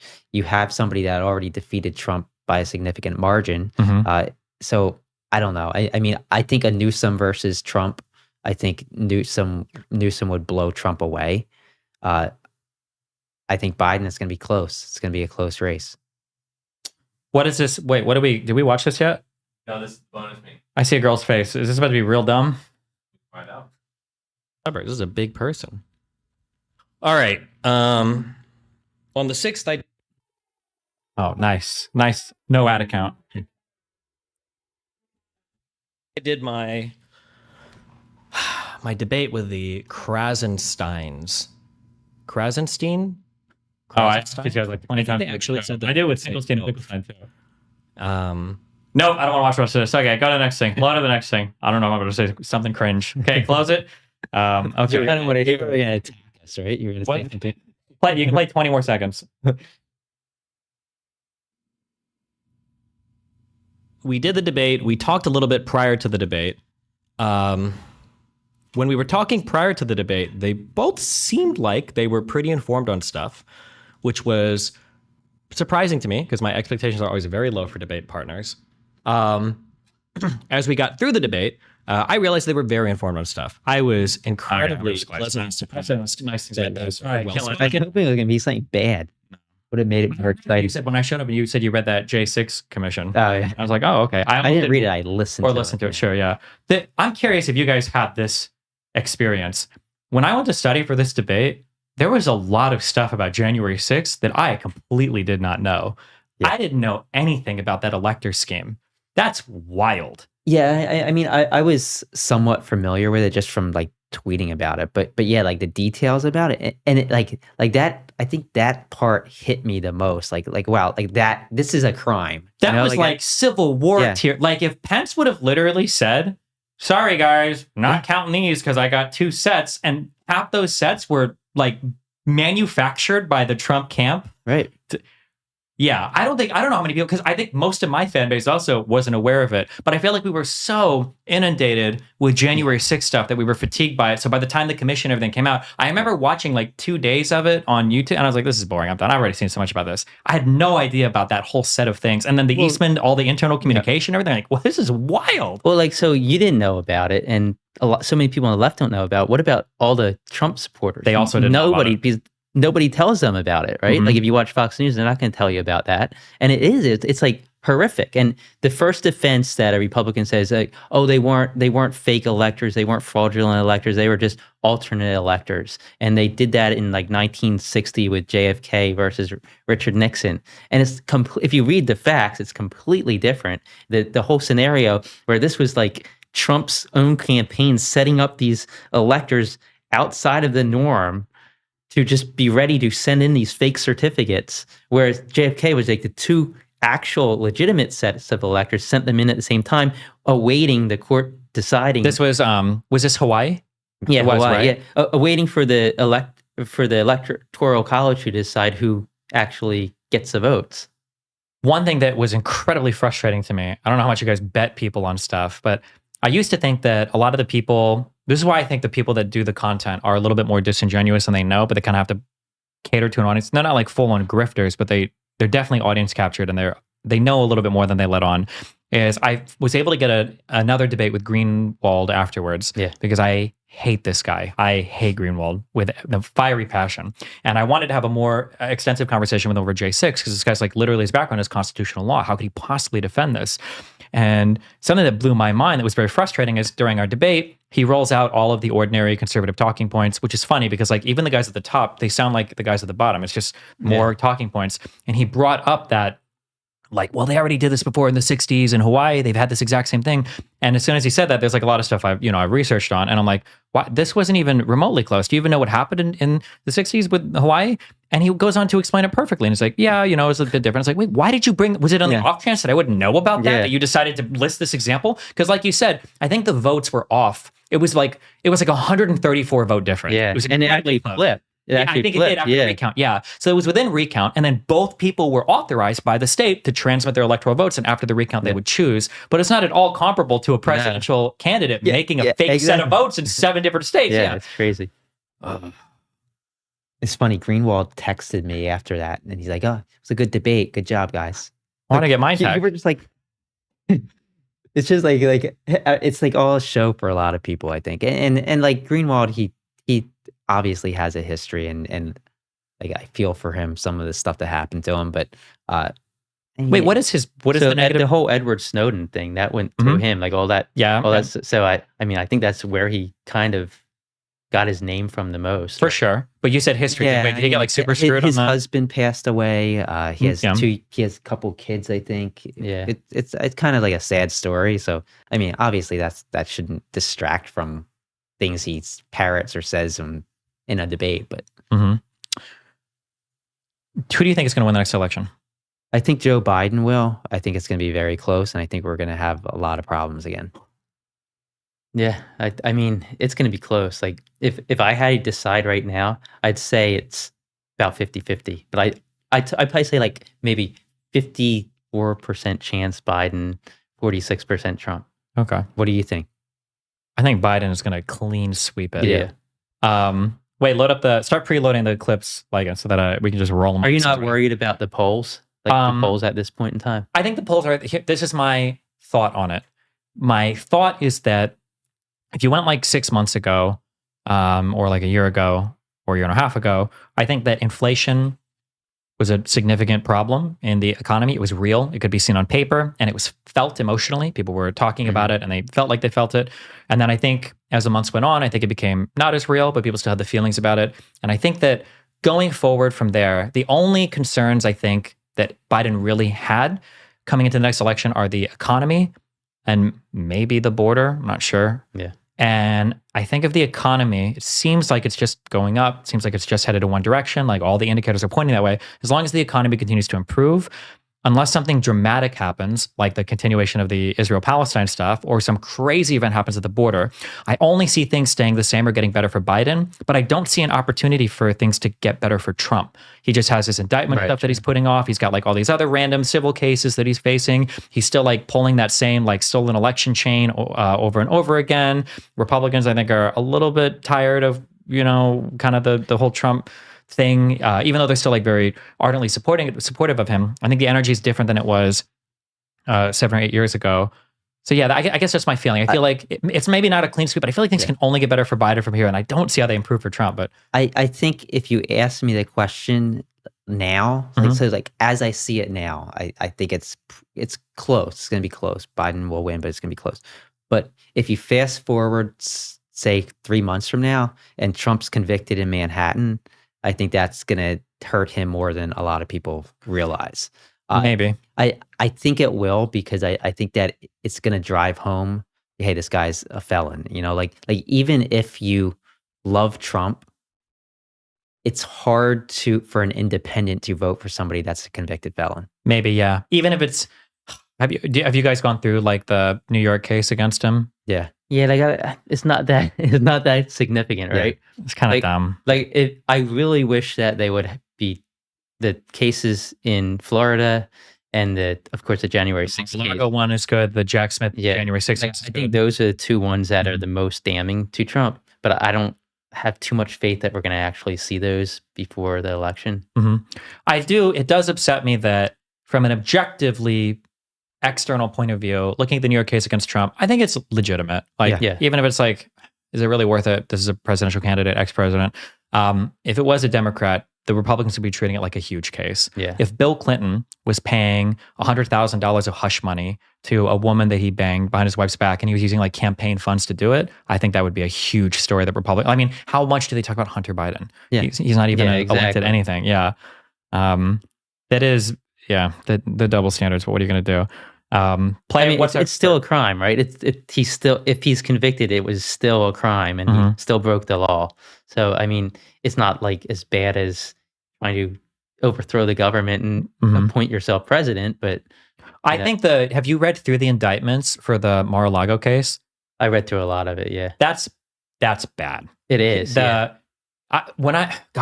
so much stuff that I didn't know until I started reading through. Yeah. That's why like I how encourage he people. hid it and he like the sprinkler system to hide it and bring it up to my house. We're gonna fly north. with it. and they flooded the room, flooded. And Yeah. Because I thought it was just like he took some shit and he was like doing Trump things and moving around. But no, it was a lot more malicious and a lot more intentional than that. yeah. It's very hard to see a way out for him. You know, like I can't see how he can actually get out of that. No shot. Especially, and that's just what's in the indictment. If there's anything else, like even with just, and like, oh my God. And it sucks because it's got to be like the worst client ever. Like, okay, well, you had classified information. The mens rea for this crime, though, you have to do this knowingly, right? You didn't say anything like that. And then he's like, this could have been declassified, but it's not. Yeah. I'm not supposed to show this to you, but I am. I'm not supposed to have it, but here it is. And it's like every element. It's like he was reading the criminal code while reciting exactly what he needed. Oh my God. Yeah, geez. What's our first Trump v. Biden clip? Roll it. Under this section.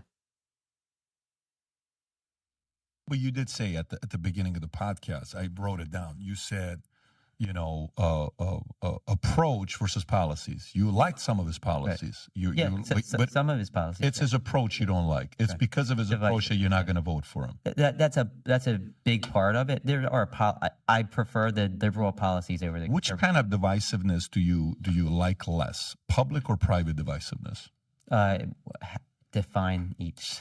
I tell you to your face, I don't like you. Versus I tell you to your face, I like you so much, but I go behind your back and tell everybody how much of a whatever you are. Which one do you respect more?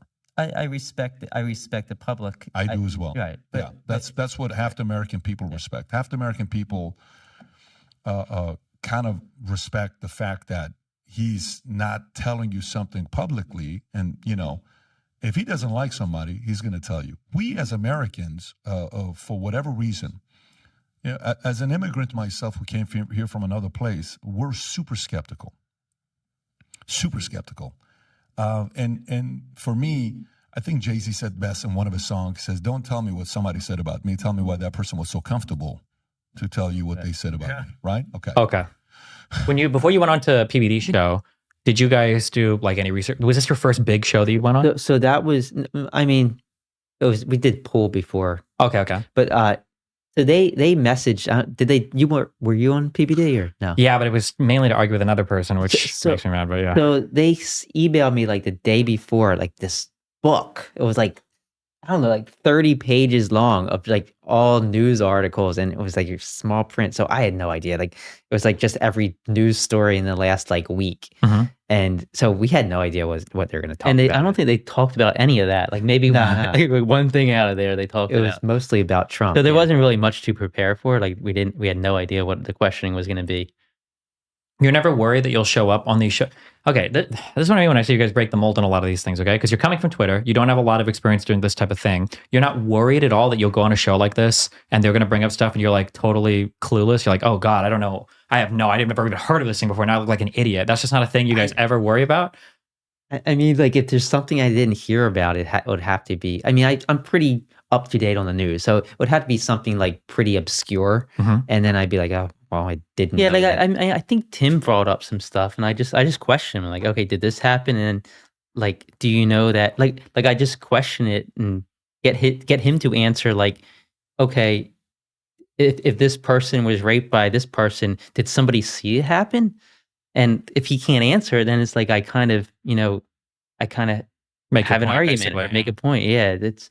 I mean, so if I don't know about something, I guess I just don't know about it. Yeah, I mean, Tim Pool has asked us to come on his show a couple of times about topics, and they were like, I don't even want to talk about that. Like transgender stuff. Like I don't, Or like, I don't even. or like gun rights and stuff like. I don't really have too strong of opinion on that. I don't think it's going to make it for an interesting conversation. So I'd rather not even, discuss it. You guys say that you don't like watch anything on like YouTube in terms of political content creators, but not I mean, not much YouTube. No, I mean, mostly like X, Twitter, and just news. Like I don't watch too much YouTube really. I don't even watch the news. Like I just watch clips, like highlights. He and stuff. he reads headlines, and then I research it. Like, yeah, I was gonna say because you don't watch anything online. You do the Twitter thing. What is like your media diet like? What do you guys? So I use Reddit a lot. I Mhm. use like the politics Reddit, the news Reddit. I use like CNN, Fox News, New York Post, MSNBC, or NBC. I just look at the headlines, read the articles, and Are you using do you like go on these sites directly, or like do you just go through the sites? You have like an yeah, app, like I Prime just News, I have a million tabs on my browser, and Okay. I just click like CNN tab, Fox News tab, and Interesting enough, if you use trends on Twitter, you get a pretty good feel Yeah. for what's happening at any one time. I think like it's pretty all encompassing. I yeah, think. and like politics subreddit, you filter it by new. You see like Oh the God. stream of the new stuff. Yeah. Are you a big Redditor? I wouldn't say big. I don't really post. I mean, I post every now and then, but I browse different topics that I'm interested in. One of the things I really don't like about Reddit, it got really annoying, especially around 2015, 2016. Do you remember the Donald subreddit? Yeah. I feel like around then, every single subreddit started to take a bend in an extreme political direction. Oh yeah. So you had conservatives and kind of weird people fighting for a lot, and a lot of those subreddits ended up just getting banned. And then you had like very far left people like socialists and communists fighting for other things, and now they have like a large control over a lot of different subreddits. So I feel Reddit is more left leaning. very left leaning, kind of where you're at. Yeah, like, It's very hard to get like a moderate take, and like that's what I look for. Like I don't want to read far left, far right because it's gonna probably skew my opinion in a direction I don't want to go. yeah. Okay. That was just about your preparation. We talked a little bit about this. The divisiveness. Do you think that's important for a leader to be publicly or privately divisive? They shouldn't be divisive at all, right? Like I mean, both sides says the other side's divisive. If you talk to people on the right, they're going to say, "Oh, Biden is divisive." Talk to people on the left, they're going to say Trump's divisive. Trump's definitely divisive. Do you think it's equally true on both sides? No. Okay. Trump's literally known for giving people nicknames, derogatory nicknames, and they try to compare that to Biden. Biden is probably one of the least divisive politicians I've seen. Like he tried because I see myself in him. Okay, I'll talk about like politics, and I hedge. Even if we have a personal conversation, I hedge a ridiculous amount. Like even for like relationships, like a girl's like, oh, like do you think we're going to be together forever? Like, I don't know, it's possible. Like I don't know, maybe I hedge everything. It's like I don't know, I'm about to be quoted and how this thing usually gets me in 6 months. Even when Biden is doing like speeches and stuff, and he's like, not all Republicans are MAGA Republicans. It's just some of them who are doing this. And people are like, Biden says all Republicans like need the guillotine, the red background. It's the most evil speech ever. I don't know how many tweets I've seen from Charlie Kirk and Tim Pool who are like, Biden just gave the most fascist authoritarian speech ever. And it's like, what about when Trump literally on Truth Social like a few months ago was saying he wanted to suspend the Constitution to go chase voter fraud? Like, so I mean, Trump's called the media the enemy of the people. And he's also called Democrats the enemy of the people. So when he's calling Democrats the enemy of the people, are you saying that every Democrat is the enemy of the country? I mean, that's pretty divisive to me. But then they have the caveat where it's like, oh, well, you're supposed to take Trump seriously, not literally. And it's like, what? Yeah. He's either sarcastic or he he can never be wrong. He didn't misspeak. He was just joking around, like it's like he can't even misspeak about something because it has to be a joke because he's so perfect. Yeah. Do you have an opinion about when people say he's honest and people like it when a guy's honest? Honest? I don't think he's honest. I mean, Or he tells you what he's really feeling. That's why he's willing to be mean to people.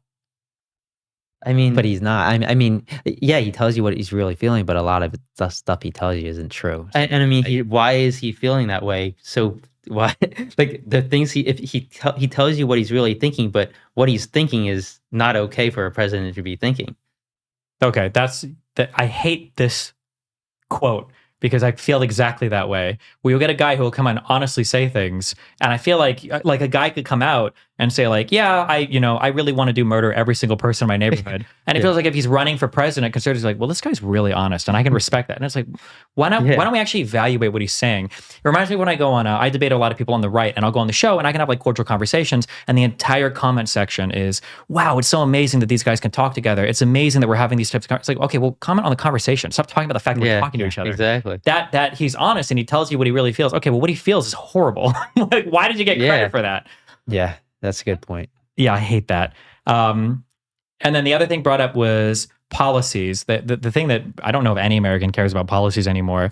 Are there some policies or things that you would align more with either Trump or the Republicans in general versus Biden or the conservatives in general? Or I'm sorry, Biden or the Democrats in general? Or Like for me, social issues definitely I lean more to the left. I think like let people be happy. If they're not bothering you, then why are you bothered by it? For more towards the right, I think some economic policies I might agree with, but less and less as of late. I think, especially like the way the economy is kind of turning out, and I think if you look towards the future and where things are likely headed with AI and all of that, there needs to be some sort of way to, and I'm going to say distribute money from these corporations to people that need the money, and I'm not communist by saying distribute, right?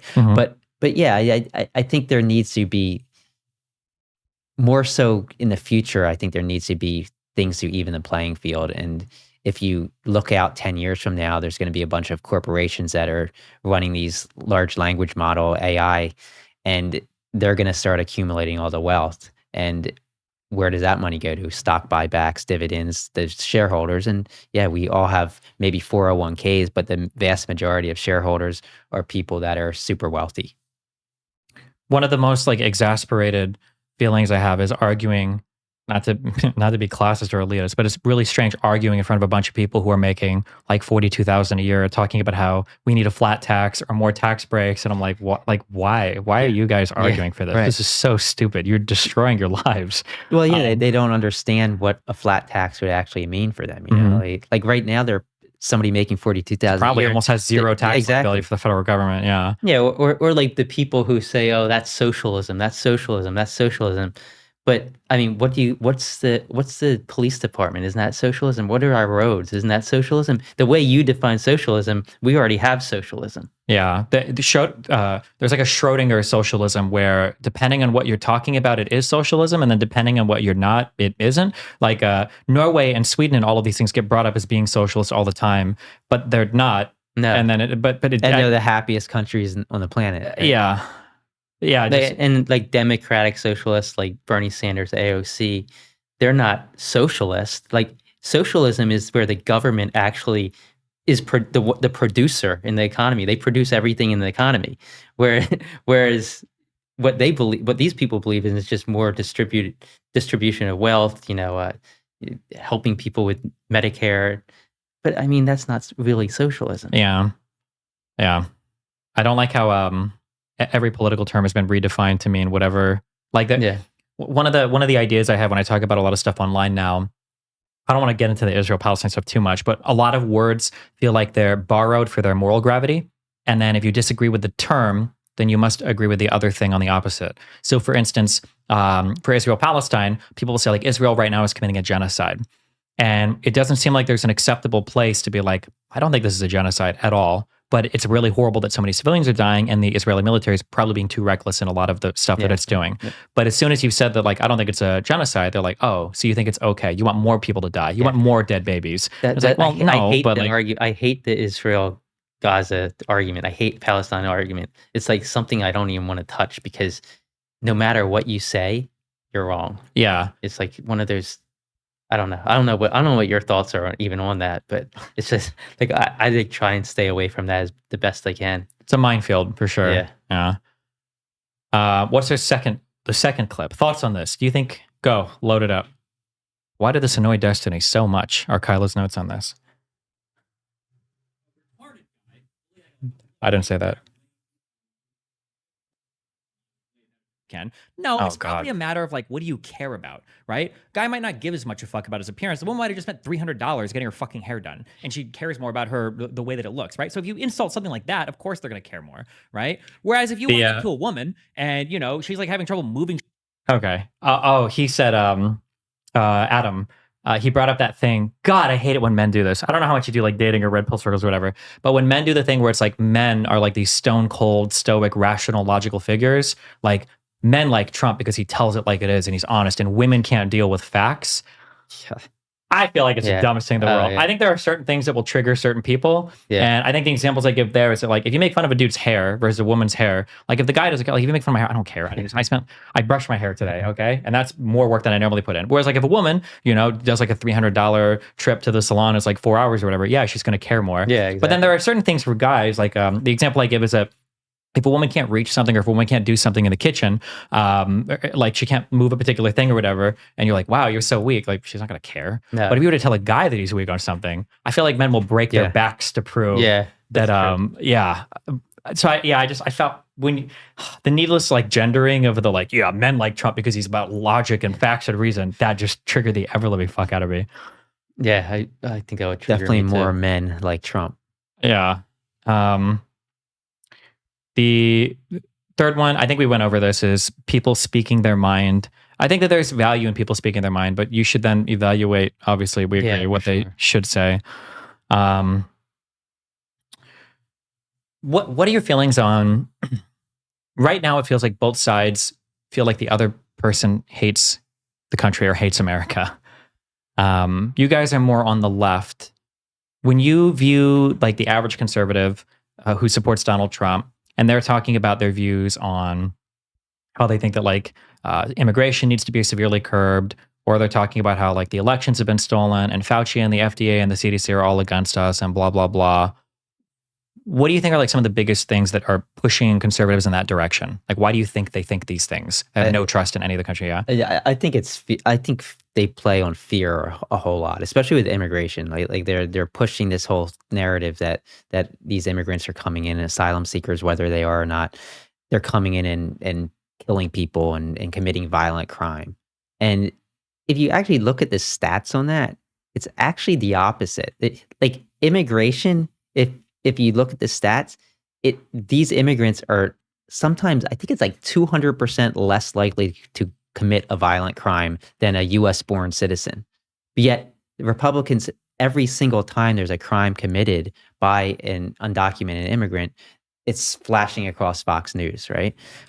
But like I said, undocumented immigration should actually be making it less likely for an American to face violent crime per capita, because you're having more people coming in, and out of these people, they're committing less crime than the populace that's already here.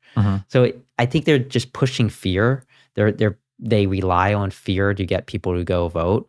And I'm not saying that left doesn't do that in some cases, but I think the right does it a lot more. And I can think of a super comparable one, what you're talking about. I always tell people that if somebody's like trying to make a big deal out of one or two stories, it means the data is probably not on their side. And conservatives, I think, rightfully pointed this out with BLM, because the impression was that like cops are just murdering, black people all over the country for no reason. When you actually ask a person, how many unarmed black people do you think died last year? To the cops, usually you get an answer in like the thousands or tens of thousands, and the answer will be like 13. Right. But then I think that if you go to the conservatives who are like, yeah, well, we pointed that out because we're so smart. I was like, how many people do you think are getting murdered by illegal immigrants like every year? Like, do you think this number's in like the thousands or tens of thousands, or like, yeah? Well, and like the same thing with transgender, right? Transgender people. It's like, have you ever seen a transgender person in the men's room? Have you ever? Yeah. Has my wife ever seen a transgender woman in the ladies' room? No, right? Like, I don't think transgender individuals should be able to play the sport in college that they identify with. But is it really a huge problem? Like, how many athletes are actually doing this? Like, is this actually a problem that we should be voting for president over? Like what's the point? Like, how much is that really going to affect you if, Biden or Trump is president and Trump is against it and Biden's for it? Like, is that really going to affect your everyday life? Yeah, like your single issue voting on trans Something that people. will probably never affect you or your family. And it's something that the states are deciding, and the federal government has very little role in stuff like that. So I thought it was really telling that a YouGov poll came out, I think it was a year and a half ago, where I think conservatives thought like 22% of the population was trans. And I'm like, oh my God. Maybe they just think all Californians are or something, but yeah, geez. when you get this dynamic online that if you at all like support somebody that's transgender, you're automatically a groomer or a pedophile. And so like it prevents people from speaking out in favor of them, So it's like the people use social media to bully anybody that will actually support somebody that's transgender, even though that person's not impacting anybody else's life at all. So I just think it's just like one of those things. Oh, you're fearful of what, like how manly are you if you're fearful that this transgender person is going to be a danger to you? And it's also weird too, because I think all of us at this table have kids. People will be like, oh, well, I don't want this rapist going to the little girl's bathroom. And it's like, okay, I have a son. I don't want a rapist going to my son's bathroom. Okay. Right. 7 minute girls. Like, no, what a weird Exactly. answer. Like, yeah. Well, exactly. I mean, if I let my kid go to the bathroom, I have a 5-year-old and a 7-year-old. Usually I'm going into the bathroom with them. Once they're like 7, 8, 9, like somebody can go to the men's room and do the same exact thing. Yeah, but it's such a weird. It's not like there's Predator is going to stop because he sees the sign. Or that transgender people are rapists, but straight normal people are not. Yeah, I don't want to say normal, but yeah, whatever. Cisgender. Yeah, So, cisgender. yeah. And then it always makes me. I feel like too. There was somebody posted this on my subreddit a while ago, and I kind of agree with it. And it sucks and it's kind of sad, but I think the hot take is I think a lot of it just comes down to passing or not, because when you start asking people about passing people, I think that their answers change dramatically. Like someone will say, like, trans people need to go to the bathroom that they're biologically assigned to. And it's like, okay, would you want to be standing in a stall next or behind your, 4 or 5-year-old going to the bathroom and like Blair White walks into your bathroom? Like, is that what you think is appropriate for like, and I don't think anybody would say genuinely, yeah. Or Buck, who's the, oh God, Buck Angel. Yeah. If you were in the bathroom with like your daughter or whatever, and she's in the bathroom and Buck Angel walks in, would you feel comfortable in that world? Are we gonna have like the genital police outside, like checking everybody coming in? Exactly. Well, and the other thing is, what about changing rooms? Like if you go to like the Nike store and you want to try on some clothes, most changing rooms, they have stalls and they're unisex, right? Like the women and the men go in the same changing room, go into an individual stall. How's that any different than going to the bathroom and going into your individual stall? And it's really not that big of a deal. No. It's funny because like conservatives will look at women sometimes and they'll be like, why are you saying all men are rapists? Like, why are you saying that all men are like this? It's not all men. This is a very small minority of people. And then you bring up the concept of like unisex bathrooms, and they're like, bro, if we all go to the same, it's going to be a rape fest. Okay, everybody's getting raped if we have unisex bathrooms. Like, I've been in Sweden a lot. There's a lot of unisex bathrooms. Nobody's killing each other in the bathrooms. Like, it's not really that dramatic. My God. Yeah, Jesus. Why are rapists going to bathrooms? Yeah, what's it? Yeah. Like what? Like what's going to a restroom that somebody can walk in on you at any time mid-rape? Yeah, like Jesus. True. I can understand people have strong feelings about it, but like you said, the fact that like I felt like 2 years of political discourse was taken up on like just trans stuff, which personally I think means conservatives don't have a strong policy platform and they are just like debating random stuff. And it's not even traditional single issue votes. Cause like, as much as you might not like it, I think that, I can understand people being single issue voters on things like abortion. If you truly believe it's a life, or if you don't, and you truly believe women should have a choice, I can understand being single issue and stuff like that. But like, how many trans people are seriously impacting you on a day to day? I don't think I know one single trans person that I know of. I probably do. Maybe I know of them, but I don't know that they're trans. So like I think most Americans fit into that. They're like, what is the concern? I don't get it. Do you when you guys talk to conservatives in real life, what are the things that you find that you like agree the most on and disagree the most on? That's a good question. So I think the immigration issue is something I definitely disagree with them on when it comes to the reasons why we have the problem. But I agree with them on that we do have a problem and that we need to do some things to fix the problem. So I think that's kind of a two-sided issue. Yeah, I think immigration is something I can see why it's a concern for some people, or in some ways. Like, at some point you have to say everybody can't be coming into the country to seek asylum and then just stay here, overstay their visas or whatever.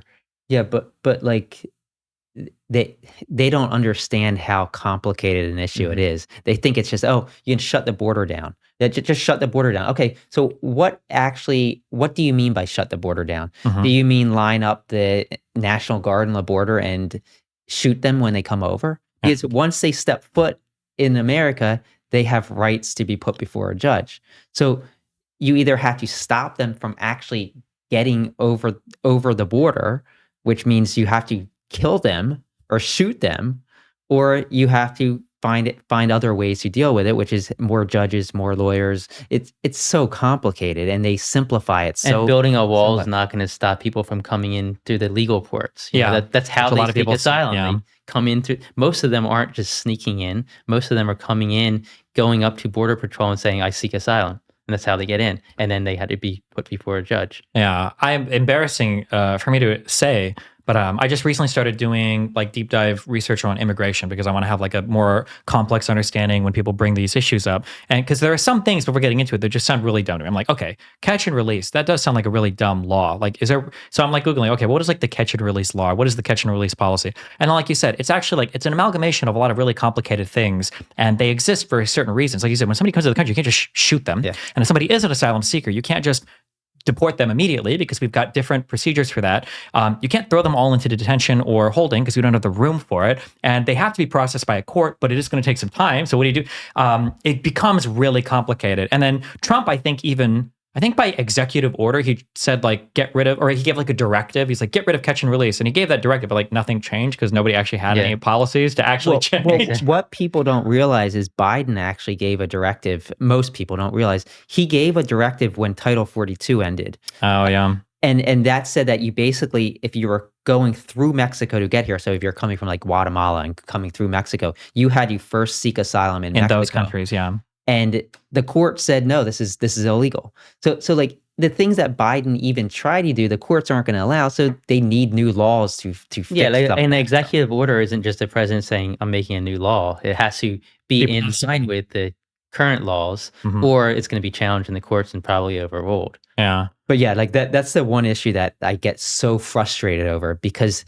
people think it's so simple. Like it's so, if it was so simple, we would have solved this issue 50 years ago. And then also just like think about it. Like how many Democrats are truly like, we should have open borders. Yeah. I like illegal immigration. I don't even know what an open border means. Just like, just anybody can walk in at any time and do as they choose. I mean, I don't like if we have open borders now, we definitely had open borders under Trump too. Yeah.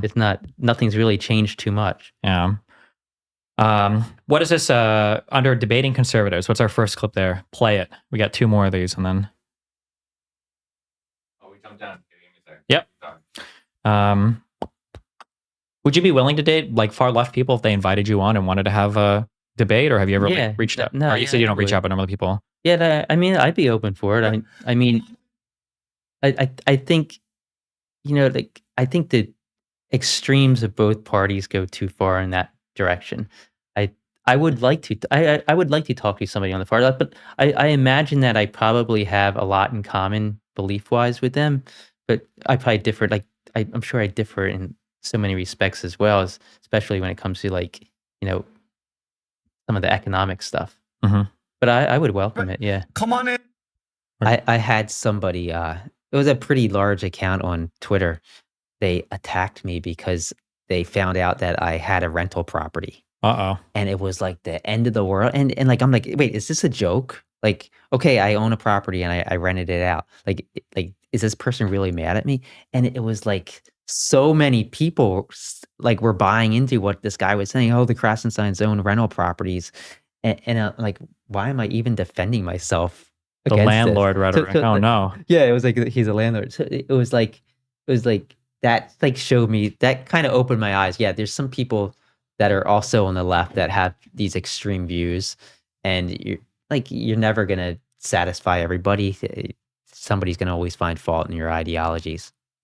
Do you think, as people that have lived in Florida for longer than I have, do you think it's possible to flip Florida for the next election? You know, Biden's announced that they want to try to target. I think because of the abortion issue, I think there's I mean, I don't see it flipping, but I think there's a chance it could flip just because that issue is actually the single issue is on the ballot. So people are going to have to go and vote. Okay, do I support pro-choice or do I support, abortion? I think it's after the law's like 6 weeks or something, right? Yeah, it's 6. They made it 6 weeks. So I mean, you're going to have to go and decide on that. So there's going to be so many people who probably wouldn't go to vote in a Biden versus Trump election going to vote on that issue. And the vast majority of them are obviously going to vote for Biden instead of Trump. Yeah, I think it will draw out some pro-choice people, but I think that the extreme of the law, 6 weeks, I don't think there's any other state that's any lower than that. I think it's basically a ban on abortion, right? It's basically an all-out. Like most women don't even realize they're pregnant at that point. Yeah, I looked it up. It was like, I think 4 to 8 weeks or something. There's like some window in there is when you even first realize it. So you would have to like get a test really quick, rush to an abortion clinic.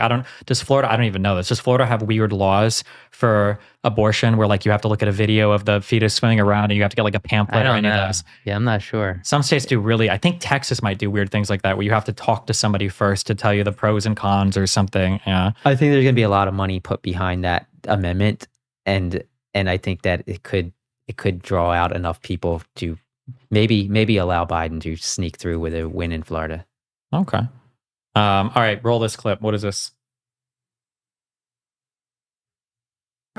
Come on in. We don't. Yeah, but it's not like that right now. So the border is as secure as it was in Trump under Trump, except for the fact that they don't have the Remain in Mexico policy. Can you name one policy that's different, or one initiative that's going on? All I know is I've been seeing all the hearings of Mayorkas and all the charts and all the stats is that it's at record numbers right now. That's such a good question. I don't know if you realize this, but wait, which one of you was that? Yeah, it was me. That was you. Are you the debater guy? Have you gotten any credit? No, I'm just kidding. It's such an effective question, and it shuts down so much conservative stuff when you're like, people will say, Trump did so much for the middle class. What did he do? Yeah, exactly. Like, what's the policy? What are we even talking about? And then the answer is like, well, he was almost going to say, like, I've seen a ton of, I think he almost wanted to say tweets or headlines or TikTok videos. And then he's like, all the stats. Which ones? What are you talking exactly. about? Do you, when you're arguing with people like that, do you have, where's your line for how much of an asshole you want to be on holding somebody to a point? I think I should do it more often. Like, I don't think I do it enough. Yeah, I think I kind of let them get away with it sometimes. Yeah, and usually these discussions, it's like they're so fast paced and there's more people involved. So like somebody else jumps in and it quickly transitions to another topic. So it's not always easy, but I agree with that. Like I think we should try to like slam my fist down and be like, no, I want you to answer. Yeah. Like I feel like I did that with Alex Jones a little bit.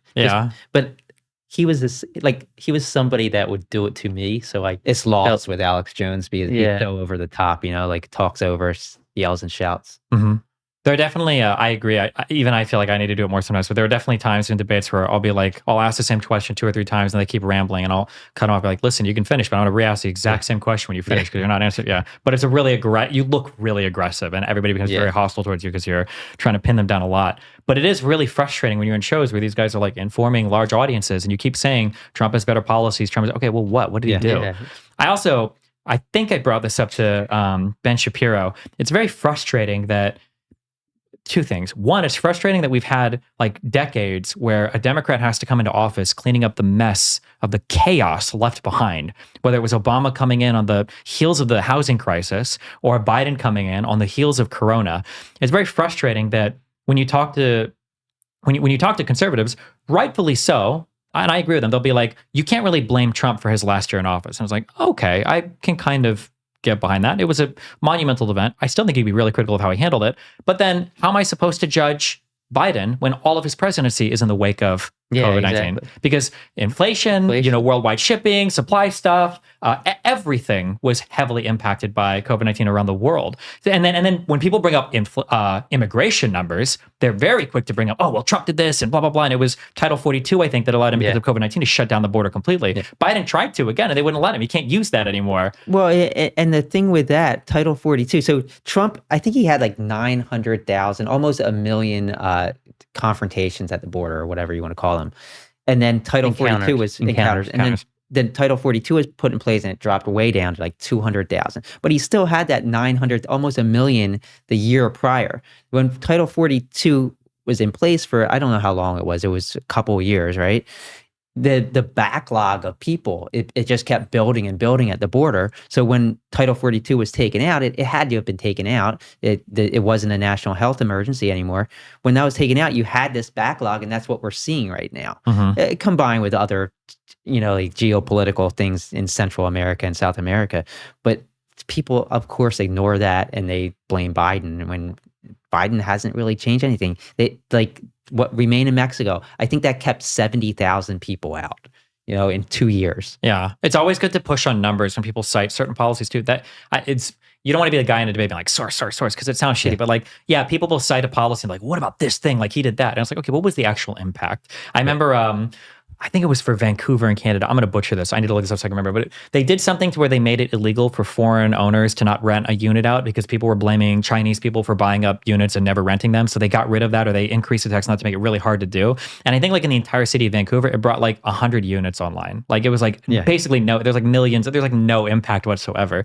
And people will cite certain immigration things like, what about this or that? And it's like, this barely affects anybody. Right. Like you said, I think the majority of illegals in the United States, I think are still majority here based on overstaying visas. Yeah. Right? Or people will talk about drugs and stuff that come into the United States. I haven't done my deep dive research on this yet, but I know a lot of it comes in via air, via sea, and via ports of entry, right. Disguised as other stuff. Are the majority of drugs in the United States really coming through people, running through the desert over through a porous border? Right. Because how much can you carry on you? It's in trucks and or I guess on planes, maybe not drugs. So going back to where you said Trump doesn't get the blame for COVID, the job numbers that crashed, the stock market that crashed, but inflation's blamed on Biden. Most of these people have no idea how that whole economic system works. Do they realize that inflation is a global event that's taking place because there was no supply, and because when everything reopened, the demand spiked when supply was at record lows? If you know basic economics, it's where supply meets demand. And supply and demand, if there's not enough supply to meet that demand, prices have nowhere to go but up. And then they say, Biden gave the stimulus check, so he pumped all his money into the economy, and that caused prices to go up. Didn't Trump do the same thing? I think Trump actually made sure that his signature was on those checks, taking credit for doing the exact same thing. For the 1,400, right? And I think PPP was under Trump as well, right? Yeah. The PPP loans. Yeah. It's very frustrating that usually when a bad thing happens, usually there were incentives leading up to it, but leading up to it, usually it's really awesome. Yeah. Being obese sucks, but becoming obese is awesome because you get to eat a ton of horrible shit and be lazy all the time. Exactly. That's amazing. And it was frustrating. This is especially true under Obama. The Democrats in the economy under Obama had to deal, that was in the wake of the housing crisis, and people will be critical of that. Or maybe if they're really fair, they'll be like, okay, well, we can't necessarily blame Obama for that and all this. But then you also have to keep in mind, a lot of the credit that you get for Bush's economy was the run up to that. Or for Donald Trump having his monumental, growth in the economy, that was also under historically really low interest rates, which also plays into inflation and stuff. Yeah. Donald Trump was literally tweeting out, threatening, what was it? I think it was Powell, right? Yeah. He wanted negative. He wanted negative rates for the first time ever. How can you enjoy all the growth and the benefits here, and then when things crash, one, it's under a president that can another great, not to dig too far into foreign policy. Are you guys pretty familiar with how the Afghanistan pullout and everything came to be? A little bit, Those rounds of agreements in Doha that were signed between the United States and the Taliban that completely excluded the Afghan government, and we're all done on Trump's timetable. All of that was set up in his presidency, and then Biden comes in. Well, what's he supposed to do? Surge troops back? Exactly. And then there's no winning for Biden. He couldn't have won that situation regardless. And it's going back to the economy. You can always pick and choose economic stats to make the economy look good or bad. There's so many stats, but the one stat in Economics 101, the first thing you learn, the true measure of the economy is real GDP per capita, which is the amount of GDP your country is making in real dollars, not in, taking inflation into account, per person who lives in that country. And right now, I believe it's at record highs. If not record highs, it's definitely higher than any time under Trump's presidency. So that's the stat. That's the one stat that is a real true stat of economic performance. Sure. Inflation might not encapsulate all the individual people in an economy, because exactly. There's always, like, every individual. There's always going to be people struggling. There's always going to be people flourishing. During the Great Depression, there were people who were flourishing, right? Like, people were doing really good during the Great Depression. That doesn't mean the economy is good. Sure. And there's always the anecdotes that people can come up with. Did you give any credence to the vibe session theories that a lot of people, even today, I'll see people in my chat will say like, "Oh, Destiny, you're out of touch. You don't understand. Like, milk is like, $15 a gallon, and eggs are still like $20 a carton. Like, you get like all these ridiculous prices." Like, okay, well, when you look at the data, it seems really hard to find a lot of this. Like, there is inflation for sure, but wages are growing too. Do you think that when it comes to Americans' views on the economy, I don't know where you guys live, do you think that people are genuinely having huge problems? Do you think a lot of it is just like a reflection of the media they consume, or do you think it's a mix of both? Wages whenever there's inflation, it takes a while for wages to catch up, but they do usually. And inflation went up. These people aren't making as much money, so everything's more expensive for them. But over time, I guarantee you that within another year or two, wages are going to probably surpass what we saw, surpass the inflation, and people are going to be doing better than they were before. I mean, I think last month, March, I think wages increased 5.1% year over year, and I think inflation's at like 3.2%. So it's going to catch up where it's going to be on par. Like, the total wage growth and total inflation will be about the same, probably wages slightly higher. Do you think there's any way for Biden or the Democrats to take credit for things without seeming out of touch? I think they need to do that more. Like my biggest criticism of Biden is not doing that, not bragging about his successes, but also pushing back against some of these lies, like the whole immigration issue. Like, I feel he's dropped the ball, not in his actions to stem immigration, but in his actions to inform the public what he's done and why he can't do the things they think he can do. How do you counter the narrative, though, that because the issue you run into is when he tries to do that, or when the Democrats do this, it feels like they might be out of touch. So, for instance, if Biden says, well, actually, the wage growth and the inflation is looking a lot better, and people are like, oh, you just don't understand. You don't know. It reminds me of when Hillary Clinton tried to counter that Make America Great Again by saying, America's already great. Keep America great. And everybody's like, you don't understand how bad it is. Yeah, and it is a problem, I think. Like, it's hard to say, oh, the economy is good, because there's a percentage of people, whether it's small, large, a medium-sized amount of people, are going to be like, you have no idea what I'm going through. Like, and that's for any economy, under any president, there's always that risk. So it is hard, I think. Yeah, especially the economic issue, but even the immigration issue. You say something about, but immigrants aren't really committing more crimes than U.S. born citizens. But what about this person who just lost their son? How can he be so heartless? And you get that all the time. What can Biden do to? I don't know. I think it's a tough one, especially with the economic issues. See, Trump's allowed to do that stuff. Yeah. I really don't like the different rules. It's very, very, very frustrating. That the name of the guy in the Senate touched the woman's boob like 20 years ago. This happened. Oh, Al Franken? Yeah. A guy like that basically resigns on whatever. But then you've got like people like George Santos and stuff who are. When I heard that guy was still in office, I was like, I thought this guy like resigned like a year or two ago. There's no he's way. Gone now. Yeah, now, yeah. But when the stories were coming up, I was like, why are people even talking about this? I was like, oh my God, he's still in Congress? Like, or the people like like the Marjorie Taylor Greens or whatever. It's what do you agree that there's a double standard between how Republicans and conservatives, or between how conservatives and liberals are treated in terms of lawmakers or in Congress or leadership? Or I think there's a double standard, but if you ask, if you ask each side, they're going to say there's a double standard. If you ask somebody, in my mind, there's definitely a double standard.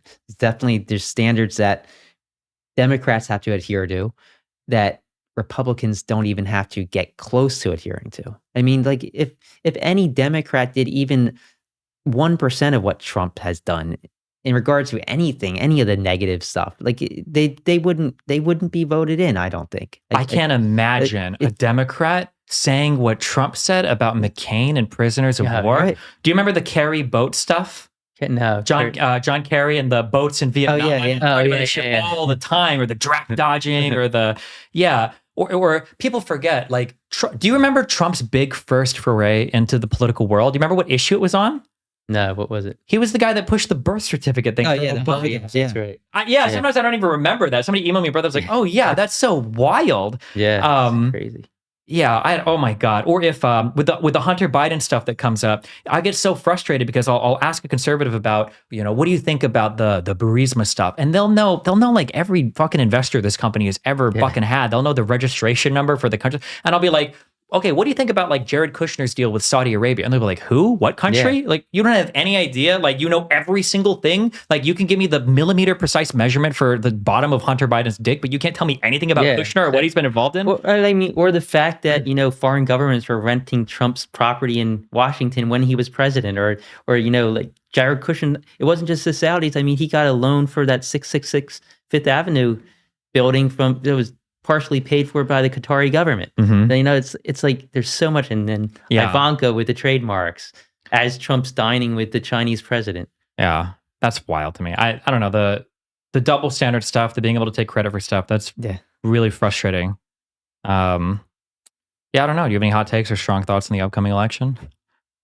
Are we going to die in a civil war or what? I think it's going to be close. I think Biden's going to win, but it's. Like right now, unless Trump is convicted, I think it's going to be closer than it was last time. I think that even though I think things are going to get kind of crazy, I don't think anything's going to happen like January 6th. I think that, thank God, they have prosecuted over 1,000 people. I think that that's hopefully going to be a lesson to a lot of these people, where they're going to be like, yeah, well, I mean, even though they say they're political prisoners, nobody wants to be a political prisoner either, right? So, so that, like, I think that they're setting a standard that, this is wrong and this is what's going to happen. I don't know. I think there's going to be a lot of media craziness. I think that there's going to be threats of violence, but I think that we'll get through it. And probably October surprises, like, Biden had sex with somebody. I feel like we would have heard about that by now, but well, that's what we thought before the last election. I mean, he was senator and vice president, and all this stuff comes out. That Tara Reid stuff was wild. That was there's a whole bunch of. That's a whole other topic. We have like a huge history with her. Oh, do you? Yeah, like we covered her so much. And then what was it? Like, we were in Twitter Spaces with her. She made up all these lies saying that we called her and threatened her. So I called her out on Twitter Space. I'm like, okay, you said you recorded it. Post that recording. And she didn't do it. And then finally she does. And it's some completely different voice. Wait, that's not me. And we kept saying how she's tied to Russia. She has these Russian ties. Doesn't she live there now? She moved to Russia. She defected to Russia. That whole story was it was like 60 years ago and something. Yeah. Oh my God. I was actually just on InfoWars yesterday talking about it. Yeah. I was talking to Owen Stoyer, and he asked me a bit about Tara Reid, and he's like, well, Biden's screwed now, right? Because you got to believe all women. It was never believe all women. It was listen, hear out all women, and then see where the facts actually lead. And the facts led to Moscow for Tara Reid. Yeah. And her whole history, not to play into the perfect victim narrative, but her history for scamming people and breaking. We interviewed her employers, like who she like stole a horse or something from. She stole from them somehow, and we did like probably like 4 like deep dive articles right when that came out, and she threatened to sue us. It was just crazy. Okay, well, you think that if Biden wins the next election, do you think Trump will run again? No, I don't think so. I mean, did you see that the American Conservative published an article saying how Trump should be able to run in 2028? Yeah, I mean, who knows? Like, I mean, will he live that long? I mean, if he isn't president, then these other trials are going to actually go to trial, and I think he'll probably be convicted. The Mar-a-Lago the one, Mar-a-Lago 100%. J6 is up in the air just because of the novelty. So like everybody talks about Biden having dementia, like all these people on the right, but people don't realize that Donald Trump's father actually did have dementia. Okay. So I mean, it could be in his genes, and I don't think 2028 would be. I think he'd be pushing it up there in age. Yeah. Biden definitely has slowed down He a has, bit. You yeah. can tell for sure. I think Trump has noticeably slowed down a bit from where he was like 8 years ago. I think Trump is probably still sharper than Biden on stage, but he's noticeably older. But he's sharper on stage. Like he can speak better. But I mean, we don't know like when it comes to examining foreign policy. Like I feel like Biden's a good thinker. Doesn't matter. I don't think anybody cares about that at all. Exactly. They don't. That's the problem. Absolutely no care. Yeah. Okay. Well, are you guys? Do you have a book or anything you're promoting? Like, where can people find you if they're looking for you? Just on X. I'm at Ed Krasson, and he's at Krassenstein. He got the good name. Oh I no. stole the last name. Yeah. Ed Krasson, just Krassen with Ed in front of it. And you're just at Krassenstein? Yep. Okay. Krassenstein or Steen. Whatever you got. You said it didn't matter. Okay. Don't hold me to that now. I want to do another shout out. Thank you so much for Ground News. They are sponsoring this episode. So make sure you guys check out check.ground.news/Bridges podcast. And there should be a referral link or some kind of code or something there for a discount. Yeah. And thanks a lot for Kyla's not here. She wasn't able to join us today, but she helped to put together a lot of the questions and the videos and the clips and everything. Thanks to Lycan for producing. Thanks for you guys for driving out. I really appreciate it. Thanks for having us. Thanks for having us. Hopefully we get to do a debate or some other thing in the future. And yeah, it'll be fun times. You don't like debate partners though, so True. maybe I'm trying to end the episode on a nice note, okay? Listen, you guys were good debate partners, okay? Yeah.